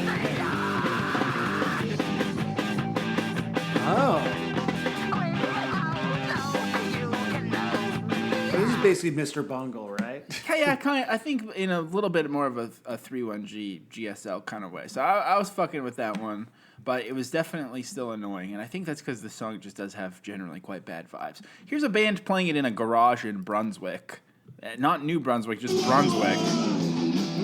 And it's really depressing because it's just like all of their wives are watching them play in a garage to no one. 2014. Yeah. Sometimes I watch stuff like this and I'm like, I feel sad that I have a guitar that I think that I'm gonna do something with one day, and then it drives me to like want to write songs, but it also drives me to want to play video games more. Oh, by the way, okay, so Pogo Trigger are indeed from France. They are from Pas de Bouche. There you go. Which is one of several areas that make up the Landes Forest in France. I don't know, man. I can't watch these guys play just for their wives from a garage. Like that's just too fucked up. They got the big chair sort of right in front They're of them. like That they just pulled out of the singing way. You Are Not What You Own with like all of their shit in their garage with them. I see a Yeah. workbench. You know, this is just like a family barbecue playing Fugazi. That's probably, I'm sure everyone involved had a great time, and it just makes me so depressed. I don't know what to say. Because you weren't there. It's because I wasn't invited, because I'm not in the band. This band, so that band was in a garage. This band's in a basement. They're called The Aches. And this one, I think, accidentally has the Blink vibes.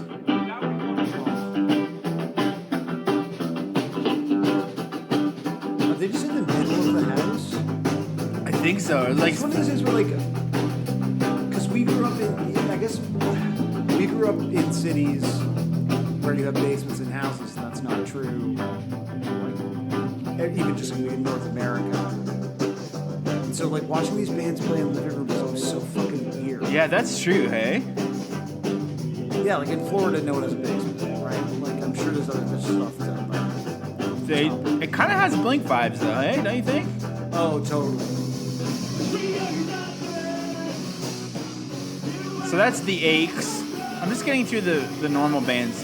Here's some more celebs. This is members of AFI, Sick of It All, The Distillers, Bayside, and Fairmounts on this Mikey and his uke annoying channel, you know? Oh, yeah. I don't even know what this shit is, but who is this guy? Is this your friend? You friends with this guy? We have mutuals, for sure. So he does a little uke version before all of his punk friends, like, sit in the bathtub. What was with going in the bathtub during COVID? Like, that was the funniest shit on earth. Everyone loves to be. Yep. Oh, here he is in the bathtub.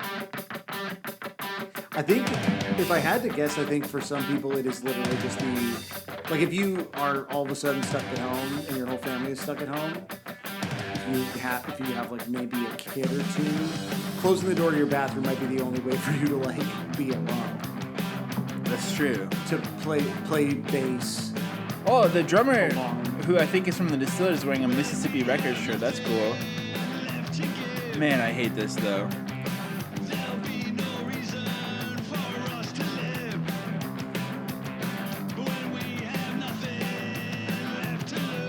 I mean, the thing I love about this is like the singer Sick of It All, which like doing like some pointing singing.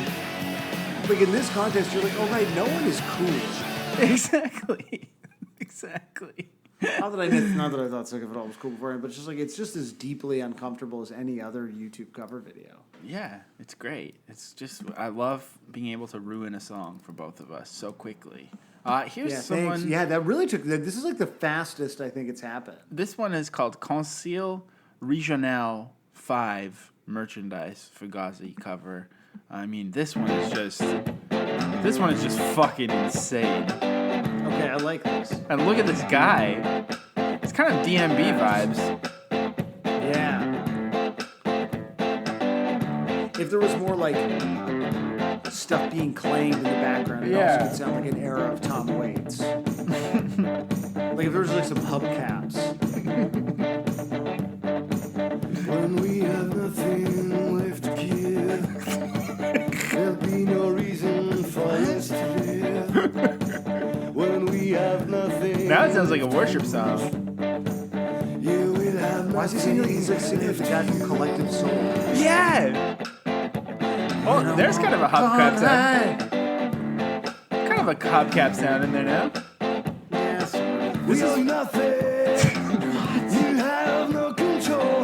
This is what I imagine the guy from Big Rex solo material sounds like. Oh, for sure. I mean, this is very goal too. Yeah, there's some goal. Merchandise keeps us in line. Common sense eats by design.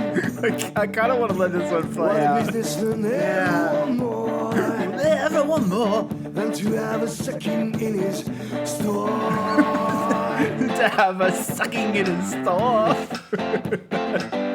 It's so good, actually. I'm grooving. We owe you nothing. You have no control. We owe you nothing.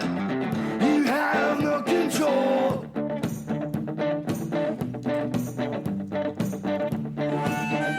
Oh, there we go.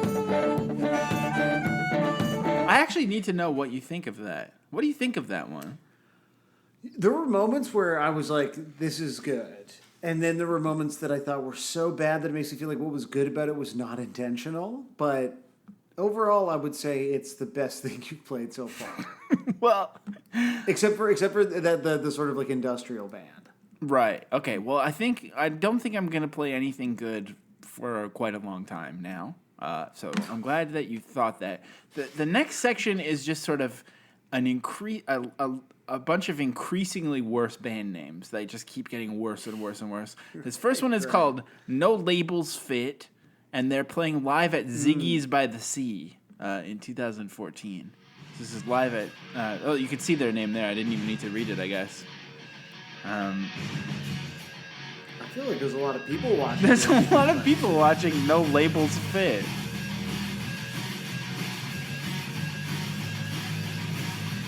Man, you really got to get the amount of distortion right, eh? So it's like a guy who doesn't really know how to sing, but who's good at walking back and forth. They're like, oh, you're good at like kind of slowly walking back and forth. You can be the dedicated vocalist. Yeah, he's their friend who's the best at walking.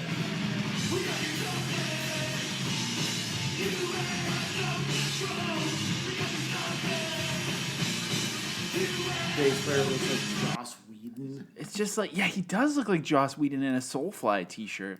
And it's one of those venues that just sounds like you're like inside of a can of tuna or something. It's insane. So that's No Labels I was like, Fit. why are the reason there are so many people there, by the way, because I was like, they're definitely playing in front of like a headliner band's gear. They're opening. This is before the Misfits. Oh damn! Sure. Playing Ziggy's by the Sea. Ziggy's by the Sea 2014. People still talk about that show. So. So up next is Last Friday's Generation with their take on. Hello, video guy. Very slow version of it. Last Friday's Generation. Last Friday's Generation. No apostrophe either. Last Friday's. That guy kind of looks like Joss Whedon too.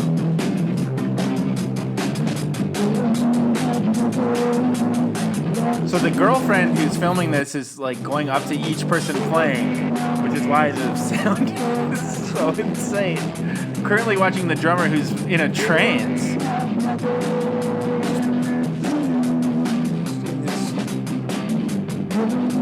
I feel like it's getting slower somehow.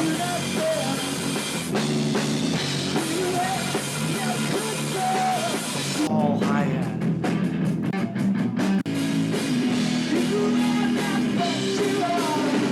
I needed to get away from the drums, but I mean, this video really feels like it was from 1997. But I don't really. So this is in Santa Barbara.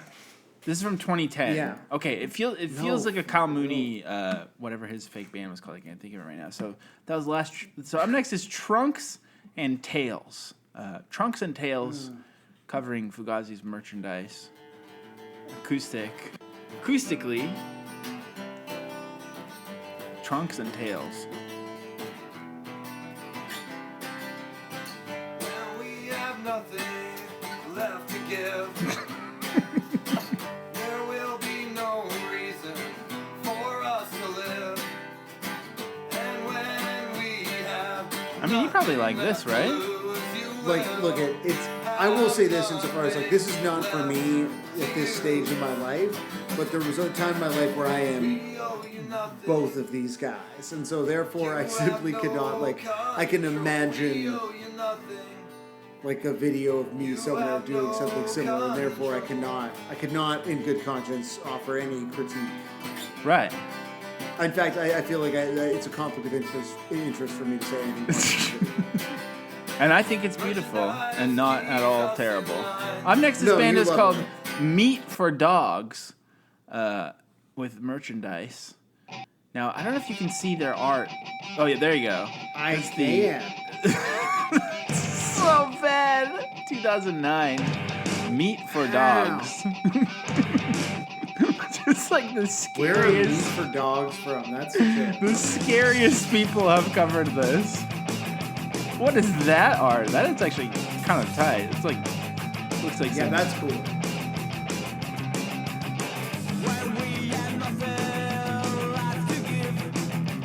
It's funny though, because it feels like the entire intro, the sound is like dependent on you having an identical setup to Ian MacKaye, and if you don't, it sounds Yeah. Like, Oh, one of the guys has Again, a like- T-shirt that says Punk Rock University. I need that so bad.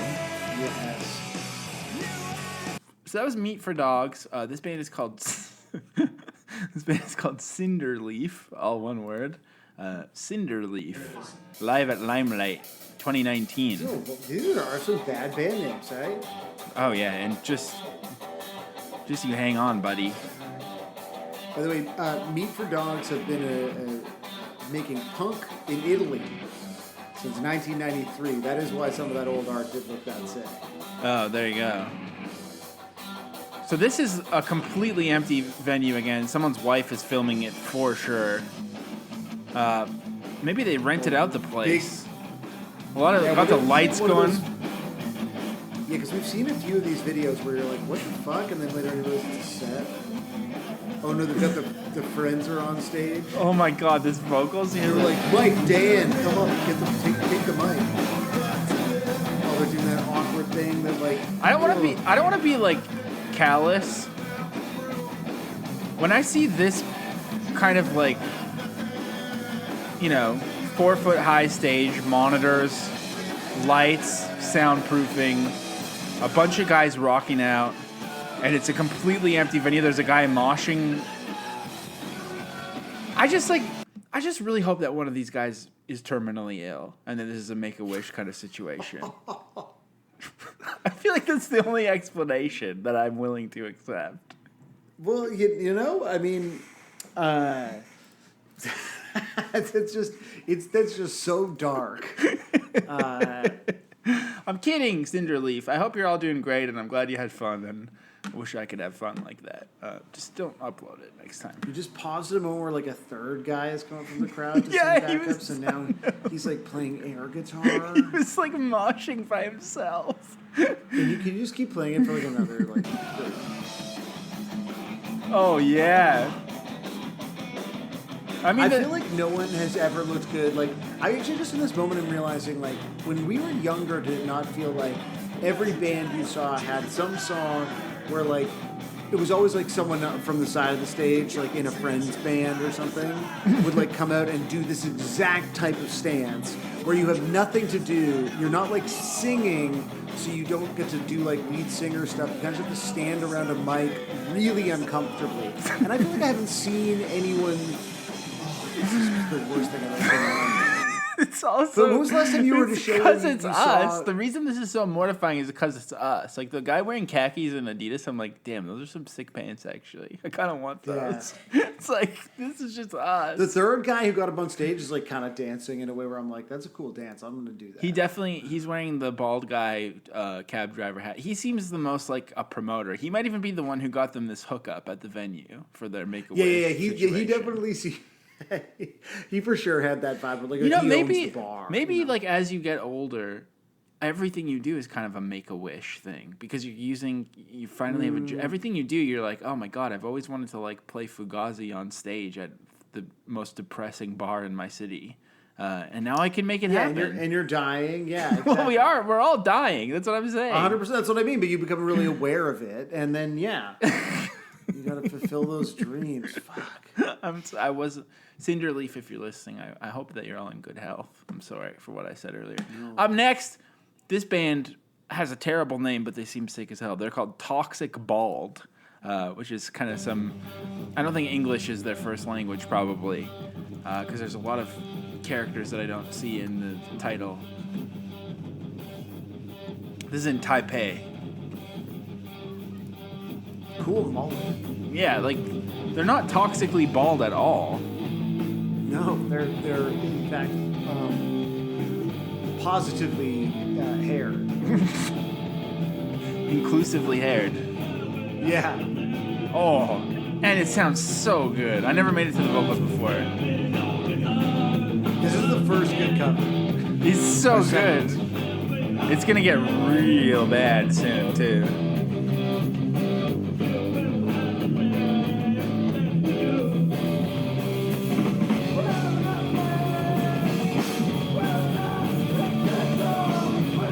Toxic Bald is so tight. Shout out Toxic Bald. Yeah. They're so sick.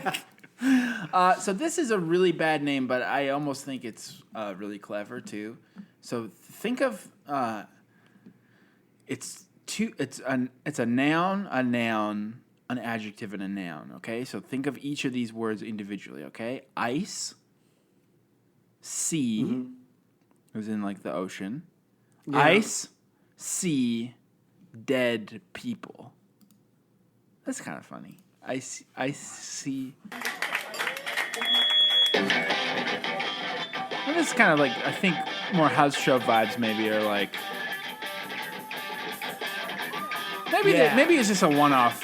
You know, maybe it's just a fun one-off thing. Not like I feel like the pals in the front row all kind of made a face like, oh shit, like it wasn't yeah, they weren't like, oh, my wife is filming me to play to no one. It's like, yeah, they're probably. These are all like carabiner guys, Yeah. We have a band called Ice.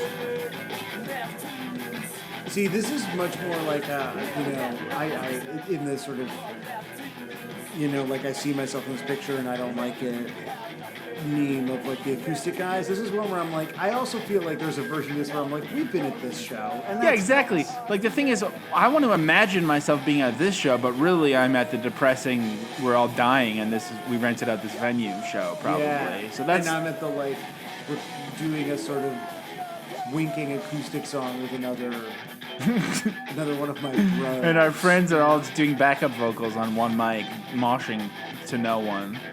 Yeah. So okay, that one's not depressing, thankfully. So that was Ice, Sea, Dead People. So along the lines of that, I found a band called Try the Fish, who are actually from Calgary. This is at Rockin' for Dollars at Broken City. These really are the worst band names. Like this is Try the Fish. I'm amazed. They're all like, yeah, it's like a Brooklyn Nine-Nine joke band name or something. Where you're like, that's not a thing. And also, this band has ever actually been called that. This band has like 2 younger people and then like some extremely old ass people in it too. There's a real, it's truly all ages. But I've never seen any of these people before. I mean, so it's Rocking for Dollars. It's a horrible, awful open mic night that they do. I mean, the guy that runs it is one of the nicest dudes ever. I should probably edit out me saying it's awful, but I think it predates him. But it's like, it's more like a Battle of the Bands thing. You spin a wheel, and then whatever you land on is what you play for. So you might be playing for $100, or you might be playing for a free beer. I think that's what it is. Oh, that's great. Sorry, I love that one of the young people who's singing, who's like got a really like well curated, like a well kept beard and like tight haircut and a little kerchief, was fully doing the like like fancy pop singer, like kind of aloof. Yeah. No, but like literally had like one finger in the ear to be like make sure for the chorus. We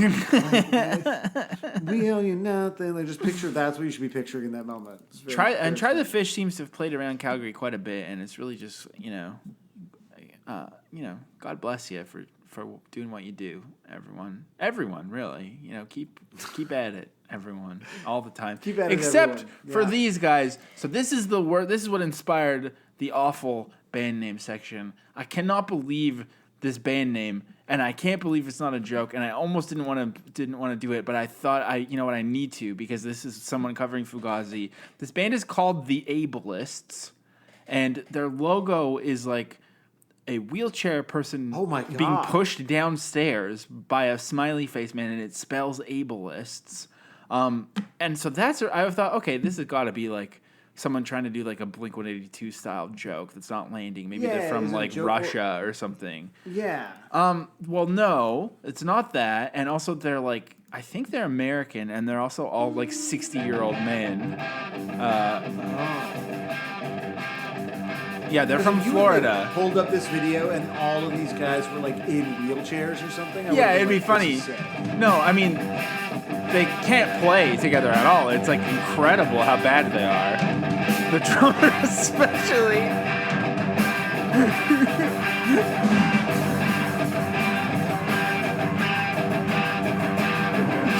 The guitarist, he's like seriously 60. He looks like a guy. He's wearing a tight, rolled up White Sox shirt. He looks like a guy who'd get kicked out of a baseball game for starting a fight in the cheap seats.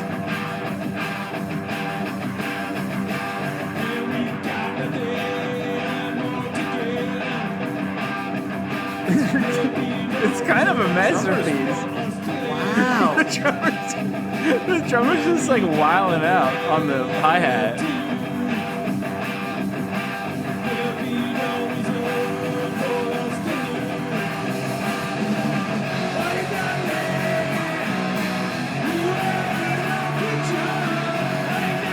So I was just kind of like, I can't believe. And also, by the way, this is March 5th, 2022. These old timers decided to call their band the Ableists with a wheelchair falling down the stairs logo. And I was just like, obviously this is terrible, but I just couldn't stop looking. It's just such a train wreck. So I found them playing live at a place called Lauder Ale in Fort Lauderdale. They cover like Dead Kennedys and No Effects and stuff. It's just like it says the Ableists made an appearance at Lauder Ale in Fort Lauderdale and blasted the doors off the building. They say on May 25th, 2022, 52 views. They got this whole intro. I think they even they have an animated version of their awful Corel Draw logo. What is this? Do they play sound clips on the start? Yeah, like it's a whole intro. It's like the whole thing. And they say they rocked the door off the venue or whatever. They blasted you off. That's your lifestyle. Also, one of their other videos from that same practice session as the last one. Well, maybe we'll get to that in a second, actually. So this is them blasting off the door. Look at these fucking guys.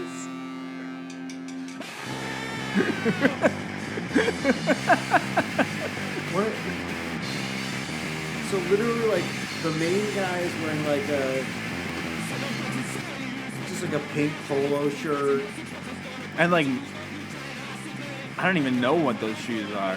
They're so bad that they almost look like Yeezys, but I think they're just like rotting leather loafers. Imagine you're just like at this bar. But the thing is, no one's there.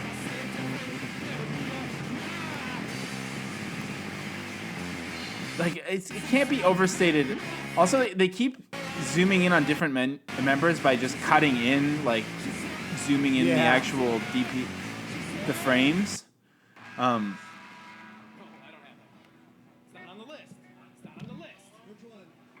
Can you? If you can't hear, you gotta go on my mic.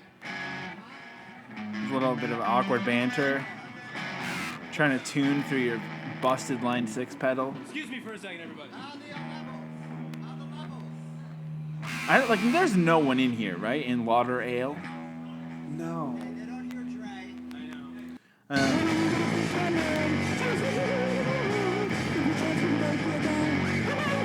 Oh my god!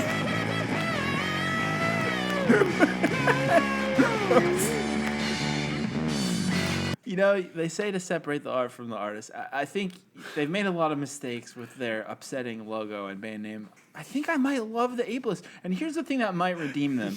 They did do a video, March 5th, 2022. This is for the Women's Appreciation Rally. And it's just this...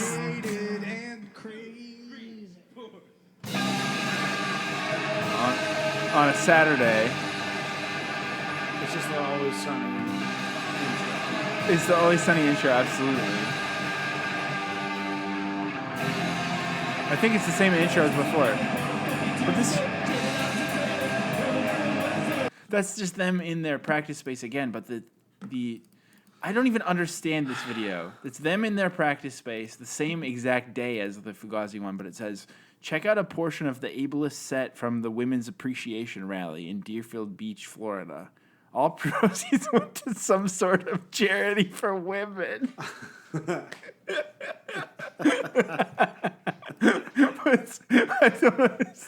But But it's the same. It's the practice space. It's just them. I think They're might showing have- off their set because they didn't get a film of they the. might be.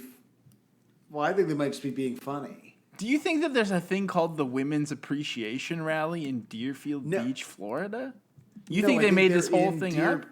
I think they're in Deerfield Beach, Florida, and they in their practice space are simply appreciating women. That's wow. Oh, I fucking man. Yeah, so that there's. I mean, I can play you two more covers, but that's kind of the ultimate fan. Ableist, Jesus, man, this has been like the most Josiah cover section in a long time. Birthday Pony, this and Birthday Pony are really like two sides of the I know. rich coin that is Josiah Hughes. Here's This channel is called Only Uke That Matters. This is 499th season merchandise. It seems like every video is a different number of season, and he learns a different song on his uke. Howdy, it's the 499th season of the ukulele. A lot of eye contact in this one.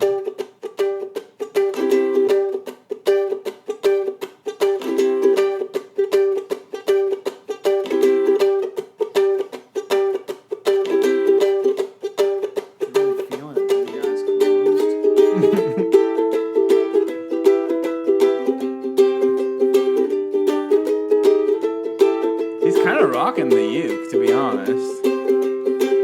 When we have nothing left to give, He's doing like a quiet there'll be yet no loud reason for us gee-ish to live. voice. When we have nothing left to lose. So what I'm trying to say is I think this song might be evil, actually. But yeah, it brings a sinister energy to like your entire life. this one's a remix, and it's just really scary. This is the last one I got. This is by Ryan T. Hayes. Cool art, though. It seems to really get... Awesome. Yeah.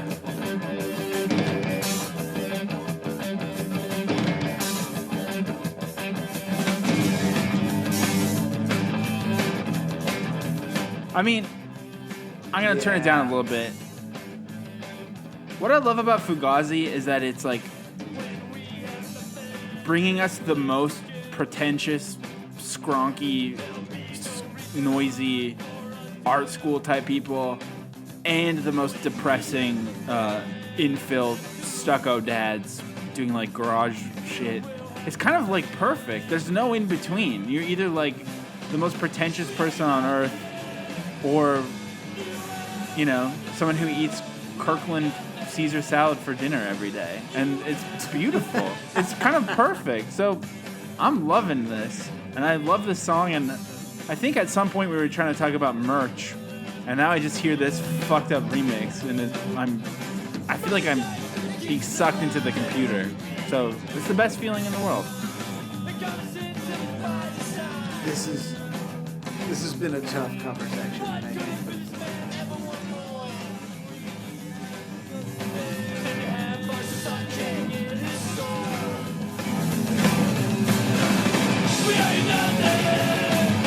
Very excited to welcome to the show Alex from House of Decline. What's up, Alex? Nothing much. Just here to talk some Fugazi. Nice. Well, with Josiah. Yeah, that's right. Well, you're in the right place to do exactly that. Although I generally don't like talking about the bands that we do a show about usually. You know, it's kind of like it's too expected to do that. Yeah. You got to talk about some other stuff, like what type of animal does Ian Mackay? How do you pronounce it? I say Mackay, but that's the other thing. I think that policing pronunciation on podcasts is really played out, and that was some great alliteration on my part. But just pronounce it however you want. Change it every time. I don't care. Do whatever you want. But we'll talk about that. That's a great prompt that you've already fed me. But first, before we get into it, I think people might want to know who the fuck you are. So why don't you explain what House of Decline is for our listeners who might not know? House of Decline are as a series of comics usually involving queer content and abstract blobby men with glandsless penises interacting a lot of the time. But it's more than that too. It's a horror series. It's a podcast. You know, every time I try and explain what it is, I'm in my Steve Jobs sweater, and I'm going, "What is House of Decline? It's a podcast. It's a comic series. It's commentary. It's posting. It's everything you want in a media brand." And that's sort of what it became. At the beginning, we were like struggling to find out what we were. We're going to be a leftist commentary podcast. There's not enough of those out there. And then when we realized we were both very bad at that, we pivoted to just being now the thrust of the show is we're trying to become media assholes. And every show is like different schemes on how we can become media assholes. So that's perfect. That's our bit now. Great. I love that. Well, yeah, the comic in and of itself is so good, but you do post a lot on the account as well. And that's kind of what clued me in, because I think you tweeted and deleted about Ian MacKaye last week. I mean, I'm curious kind of unless I just imagined it, but I think you did. No, it was true, yeah. So did Ian MacKaye's people send you? He's very humorless, that man. Yes, he is very humorless. He's especially. I mean, that's what makes the music work, though. That's what if he wasn't that humorless and serious, then all of the very, very serious Fugazi lyrics wouldn't work. But my post was something to the effect of Ian MacKaye has the highest music I like to person I don't want to hang out with ratio, right. Which is.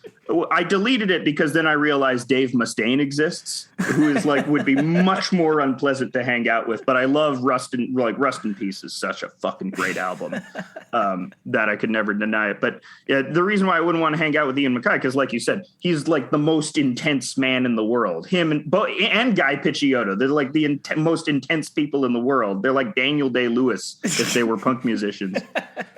I mean, people have been trying to, we've had people on the last 2 months being like, oh my God, Ian is actually so funny. And then they have some anecdote that's like, elicits a light, gentle chuckle. But it's, yeah, I mean, regardless of whether or not he's funny, I feel like, hanging out with Ian MacKaye, like, what are you going to drive around and do errands and listen to NPR together or what? What's I feel like it's errands mostly. Yeah. We're going to go to it's mostly, urban farming, doing a lot of urban farming. I don't know that he's into that. It's just something I assume he's into. But it's, I think hanging out with Ian MacKaye, because I'm such a consumer, piece of shit. I can't imagine having a conversation about House of the Dragon with Ian MacKaye. I think he would instantly dismiss me as being a piece of shit. And I would instantly go, what, you think you're better than me? You think you're better than me, Ian MacKaye? I'll show you. I think they would, that instinct. I have a lot of that. Talk to Ian MacKaye about posts. Like if some drama happens on Twitter and you're trying to talk to Ian MacKaye about it, that's not going to go very well. Probably. Oh my God! Did you hear about the "Don't Worry, Darling" drama, Ian MacKaye? Oh my God! I still think. I don't know if you've seen the movie Biodome. That's my favorite movie of all time. Pauly Shore's Biodome. Yeah. I haven't seen it, but I remember it. The poster is burned into my brain from when I was 6 years old. It's an incredible film. And in the Biodome, there's a room that has a secret supply of junk food. It's never explained. There's no reason. They just they climb through the air vents and they find a room that's full of Cheetos. And I feel like metaphorically, Ian MacKaye must have a room full of Cheetos in himself. There must be some secret fun house that he hides away. That's very fun. That's have you ever read the manga anime One Piece? I've never read it, but I'm new to that kind of realm. I think I should.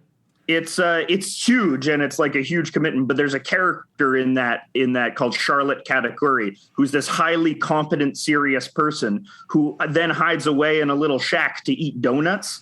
That's his actual that's an actual character in One Piece. And I think he is sort of like the Ian MacKaye of One Piece characters. Yeah, I want to know what's his weird secret proclivity. Maybe what's his weakness? Yeah, exactly. So okay, we're going to get to your animal prompt in a second, but I want to reverse engineer the tweet that you shared because I think you're right. That's what makes the music so good. It's like I love Godspeed You Black Emperor, and I love it because they're such wet blankets. And I don't want Gen X musicians to be fun. In fact, nowadays, when I see bands that are like really good at tweeting, I don't want to check out their music. It's just like I don't. It's kind of the opposite. So I like this theory, and I think you're onto something that like you kind of want, especially if it's this style of music, you want it to be like a real wet blanket.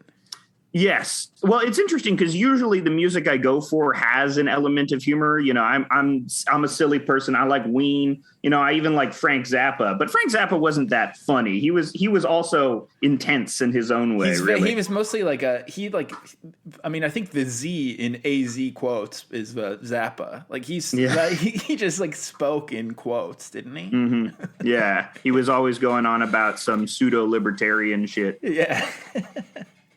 Which is fine because at least it made him an idiosyncratic person. But I know like a lot of people don't like humor in music as well, or they think that cheapens it. That's not what they listen to music for. They listen to music to create sort of a heightened texture around them.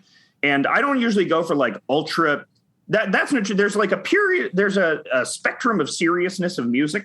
And in between like the funny music and the ultra serious music is stuff that, I don't really go for. Like you have to be extremely serious in order for me to like serious music. Like you have to go for it. Like everything has to be like intense and right now, and it matters politically. And I think, Fugazi, absolutely. The other example I could use is like Elliott Smith. It's so humorless that it sort of loops around to being funny again too. Absolutely. Yeah. I love that. I love that so much.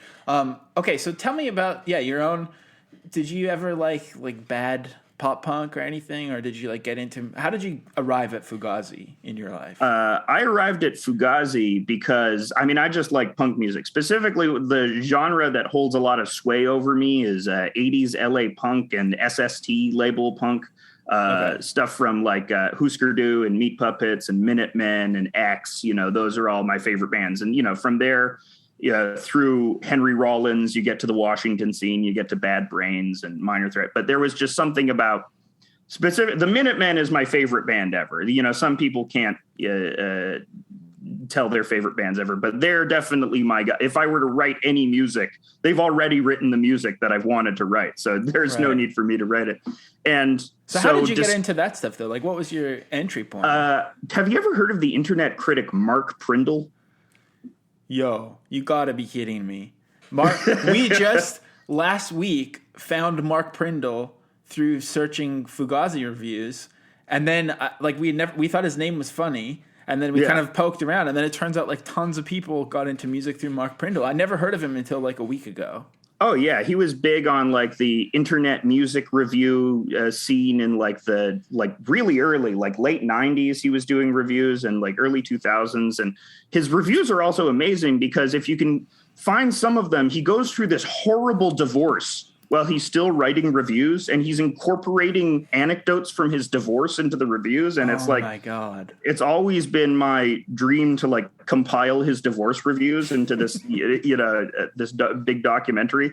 But yeah, he's how I discovered a lot of stuff. And, I borrow a lot of his musical taste too. I'm not going to lie. He's influenced my musical taste a lot, but like yeah, who he's what got even, me into that he was stuff. just like a guy. He was just like the first guy to think of posting reviews, and yeah, he was one of the first people that got on there. And his prose style is he's a good writer, or if not a good writer, at least like a very engaging writer. I think he's a good writer. Yeah, but, we were reading a little bit of it. It seems like he's pretty funny as well. Oh yeah, he was best friends with Greg Turkington. He was an early supporter of Neil Hamburger. Oh damn. And, they're very good buddies. And then he was also on the Fox News show Red Eye with Greg Gutfeld a bunch, because what's weird about Greg Gutfeld is he has weirdly excellent taste in music. Like they would get all sorts of crazy guests on. They would get Damian Abraham from Fucked Up on Red Eye and stuff like that. And yeah, very interesting show. And Prindle had like a bunch of jokes. He's a jokester, and he would come on there and talk about tunes. And it's very funny because Greg Gutfeld on one of his shows revealed that his favorite album of the 2000s was Fantomas, the final cut, which is an insane. What the fuck is that? That was like me learning that Tim Allen has a collection of Tobin Sprout's artwork. Yeah, that's one of the all-time great factoids. Yeah. That's so cool. So you found Fugazi through Prindle. Yeah, essentially. It was one music reviewer that shaped a lot of my tastes, and it was Mark Prindle. Yeah. Oh my god! And so, I mean, I arrived at Fugazi so differently, as everyone who listens to the show knows. Like, I kind of grew up with like bad pop punk and even Christian pop punk, and then kind of got into cool stuff from there. But so, like, what did you think of Fugazi? If you're coming from SST stuff, was it like too wimpy at first, or? Oh, no, not at all. I mean, also because I was a big appreciator. I love funk and R&B. And part of what I loved about Minutemen is that they incorporated a lot of funk and R&B. And I like the sort of conceit of post-hardcore where it's punk music that you can do more than just pogo to, you know? Right. Yeah, you can actually do sort of expressive. It's very danceable, which is, I think, part of the appeal of it. And it gets you in that groovy. You start moving your hips to it, you know? Yeah. And I think that's like some of the big power of Fugazi is their groovy element. That's so true. So you got into it through Prindle, who I love to say his name. I'm just going to keep saying it over and over again. Prindle. Were you like going to shows too, or were you more of an internet music consumer? Internet music shows, like I hate shows. I hate going to see live music. I will go if like a friend is in the band or I'm doing it for a cultural experience that I think is unique. The last show I saw was Fish, because all of my Fish friend fans were saying, you got to see Fish. They're coming to Toronto. You got to see Fish. And it might not come to Toronto. And so I went to see Fish for the cultural experience. And they were fine. They were Fish. Yeah, yeah, that's fair. I mean, I think definitely going for some sort to like kind of gawk at some interesting subcultural stuff is totally valid versus going to shows every weekend for the social aspect or whatever. What I liked about the Fish concert I'm Jewish, so I want to preface that before I say this anecdote. There were a lot of Orthodox Jewish people at the Fish concert, which I did not count on.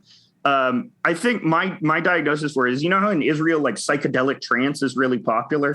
Like that's the most popular form of music. I definitely didn't know that, but that's a true thing. Infected Mushroom, who is like the big progenitor of the psytrance genre, they come from Israel, and that's like the big thing. There's something about drones. There's something about droney music with scales being played over it that gets to some like deep core of Jewish music. You know, I don't know. That's so cool. Amazing. Wow. Okay. So let's get back to Fugazi. I mean, I love hearing that you found it through Prindle. Have you always liked Fugazi since you heard them, or have you, because we've had a journey, Sam and I have realized that when we first started our podcast and we were talking about Blink-182, we kind of thought Fugazi was cringe. And now that we're in our late 30s, we love Fugazi again. Oh, yeah, that's very much a band that you're in your 30s. That's like, you know what? These guys are good. Exactly. Like it's like Steely Dan or something like that. Yeah. It's like you have to, or it's Fleetwood Mac for me. I never liked Fleetwood Mac in my 20s. And then I like got my ass kicked a bunch and like, Rumors hits different now. Oh, geez. It's true. So what about with Fugazi? Like, have you started listening and loved it, or? Yeah, the first song I heard was Waiting Room, which is like the best fucking song ever, the coolest fucking song ever written. And it's like, this is so funky and cool, and the riff instantly stays in your head. It's so good they play it at like Washington Nationals baseball games and stuff like that. It's become sort of a national, a town theme of Washington as well. And then I got through the 13 Songs album and was like, I like these guys. These guys are good. It's not the music they're much more intense than the music I usually listen to. Right. Yeah. And so what about now? Like, what's your favorite Fugazi record?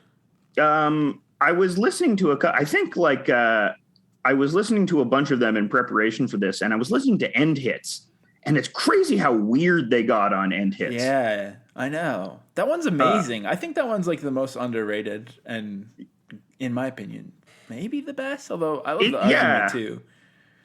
If you're a music snob, you can like say it's the best because it's like the most noisy and it feels like it's influenced by like modern composition. And they like, because one thing about Fugazi, you're going to hear a lot of harmonics riffs. And that's like where they're like taking the harmonics riffs ideas to its logical extent. And then was the album after that, directly after that, The Argument? Yeah. Yeah, it's funny how they like go immediately back to a sort of poppy sensibility on the art. Not immediately back to it's still weird, but I think the argument like it was big in early 2000s culture, like it was a pitchfork darling. It was like here's the big comeback of Fugazi because they were writing like more conventional songs or songs that were closer to Repeater, which man, it's amazing that Repeater sold 300,000 copies. Wow, that's fucking nuts. You've been prepping for this. You know, you got some facts ready. You're doing a better job than us, just like most of our guests do, actually. Well, I was just reading the wiki because, I mean, it's an amazing story, too. Like the fact that Guy Picciotto wasn't even playing guitar in the earliest. He was just singing as like the hype man. Yeah. And it's inconceivable because then they get that really big sound on Repeater, too. They get that sort of grand, epic sort of like it's weird to me. It's considered post-hardcore because it almost feels like emo music in a way, or like the ultimate progenitor to every emo Midwest emo song you hear is these Fugazi songs. And you know, Picciotto, of course, Picciotto and Lally were both in Rites of Spring. Or? I can't remember if Lally was or not, but I know it is. It's like so influential, which is just funny because people have been pretending it's not good for so many years. Who's been pretending it's not good? I don't know. It just seems like Fugazi being kind of wet blankets, being grumpy and being serious. Like people have been hard on seriousness in the last 5 to 10 years, I think. But maybe it's time to get serious again. I'm not sure. However, everything you've just said points me to the big question about the song merchandise or the band's idea of merchandise or the whole $5 thing and all that stuff. Like, I kind of feel like it's an empty promise in a sense because you can only have done any of this stuff if you are Fugazi. Like some other band could be like, oh, we're not going to have merch and our shows are going to be cheap, and then everyone will be like, okay, who cares? Yeah. Like, who are you? No one cares. To bring it to comics, you know, in a way, they're like the Bill Watterson of musical artists because they're uniquely good and can justify their sort of financial integrity by being like uniquely good. Whereas other bands don't necessarily have. And it's one thing where their ethos is part of the music too. So they're going to attract a lot of the people with the same ethos. Not all bands have to have an ethos in order to be good. So I don't know. It's sort of like maybe people criticize them on that front for like not being chill enough. But the thing is, they walk the walk too. Like they all are fucking weird, like intense do-gooders as well. So it's hard to get mad at them because they're not very hypocritical. That's true. And also maybe they're not even saying everyone has to not sell merch. They're just saying we don't want to sell merchandise. But I mean, these kinds of conversations with how have they sort of applied or come up in your own career as like you mentioned, Bill Watterson or stuff like that. I guess what I'm asking is if you were given the opportunity to completely horribly sell out, would you do it?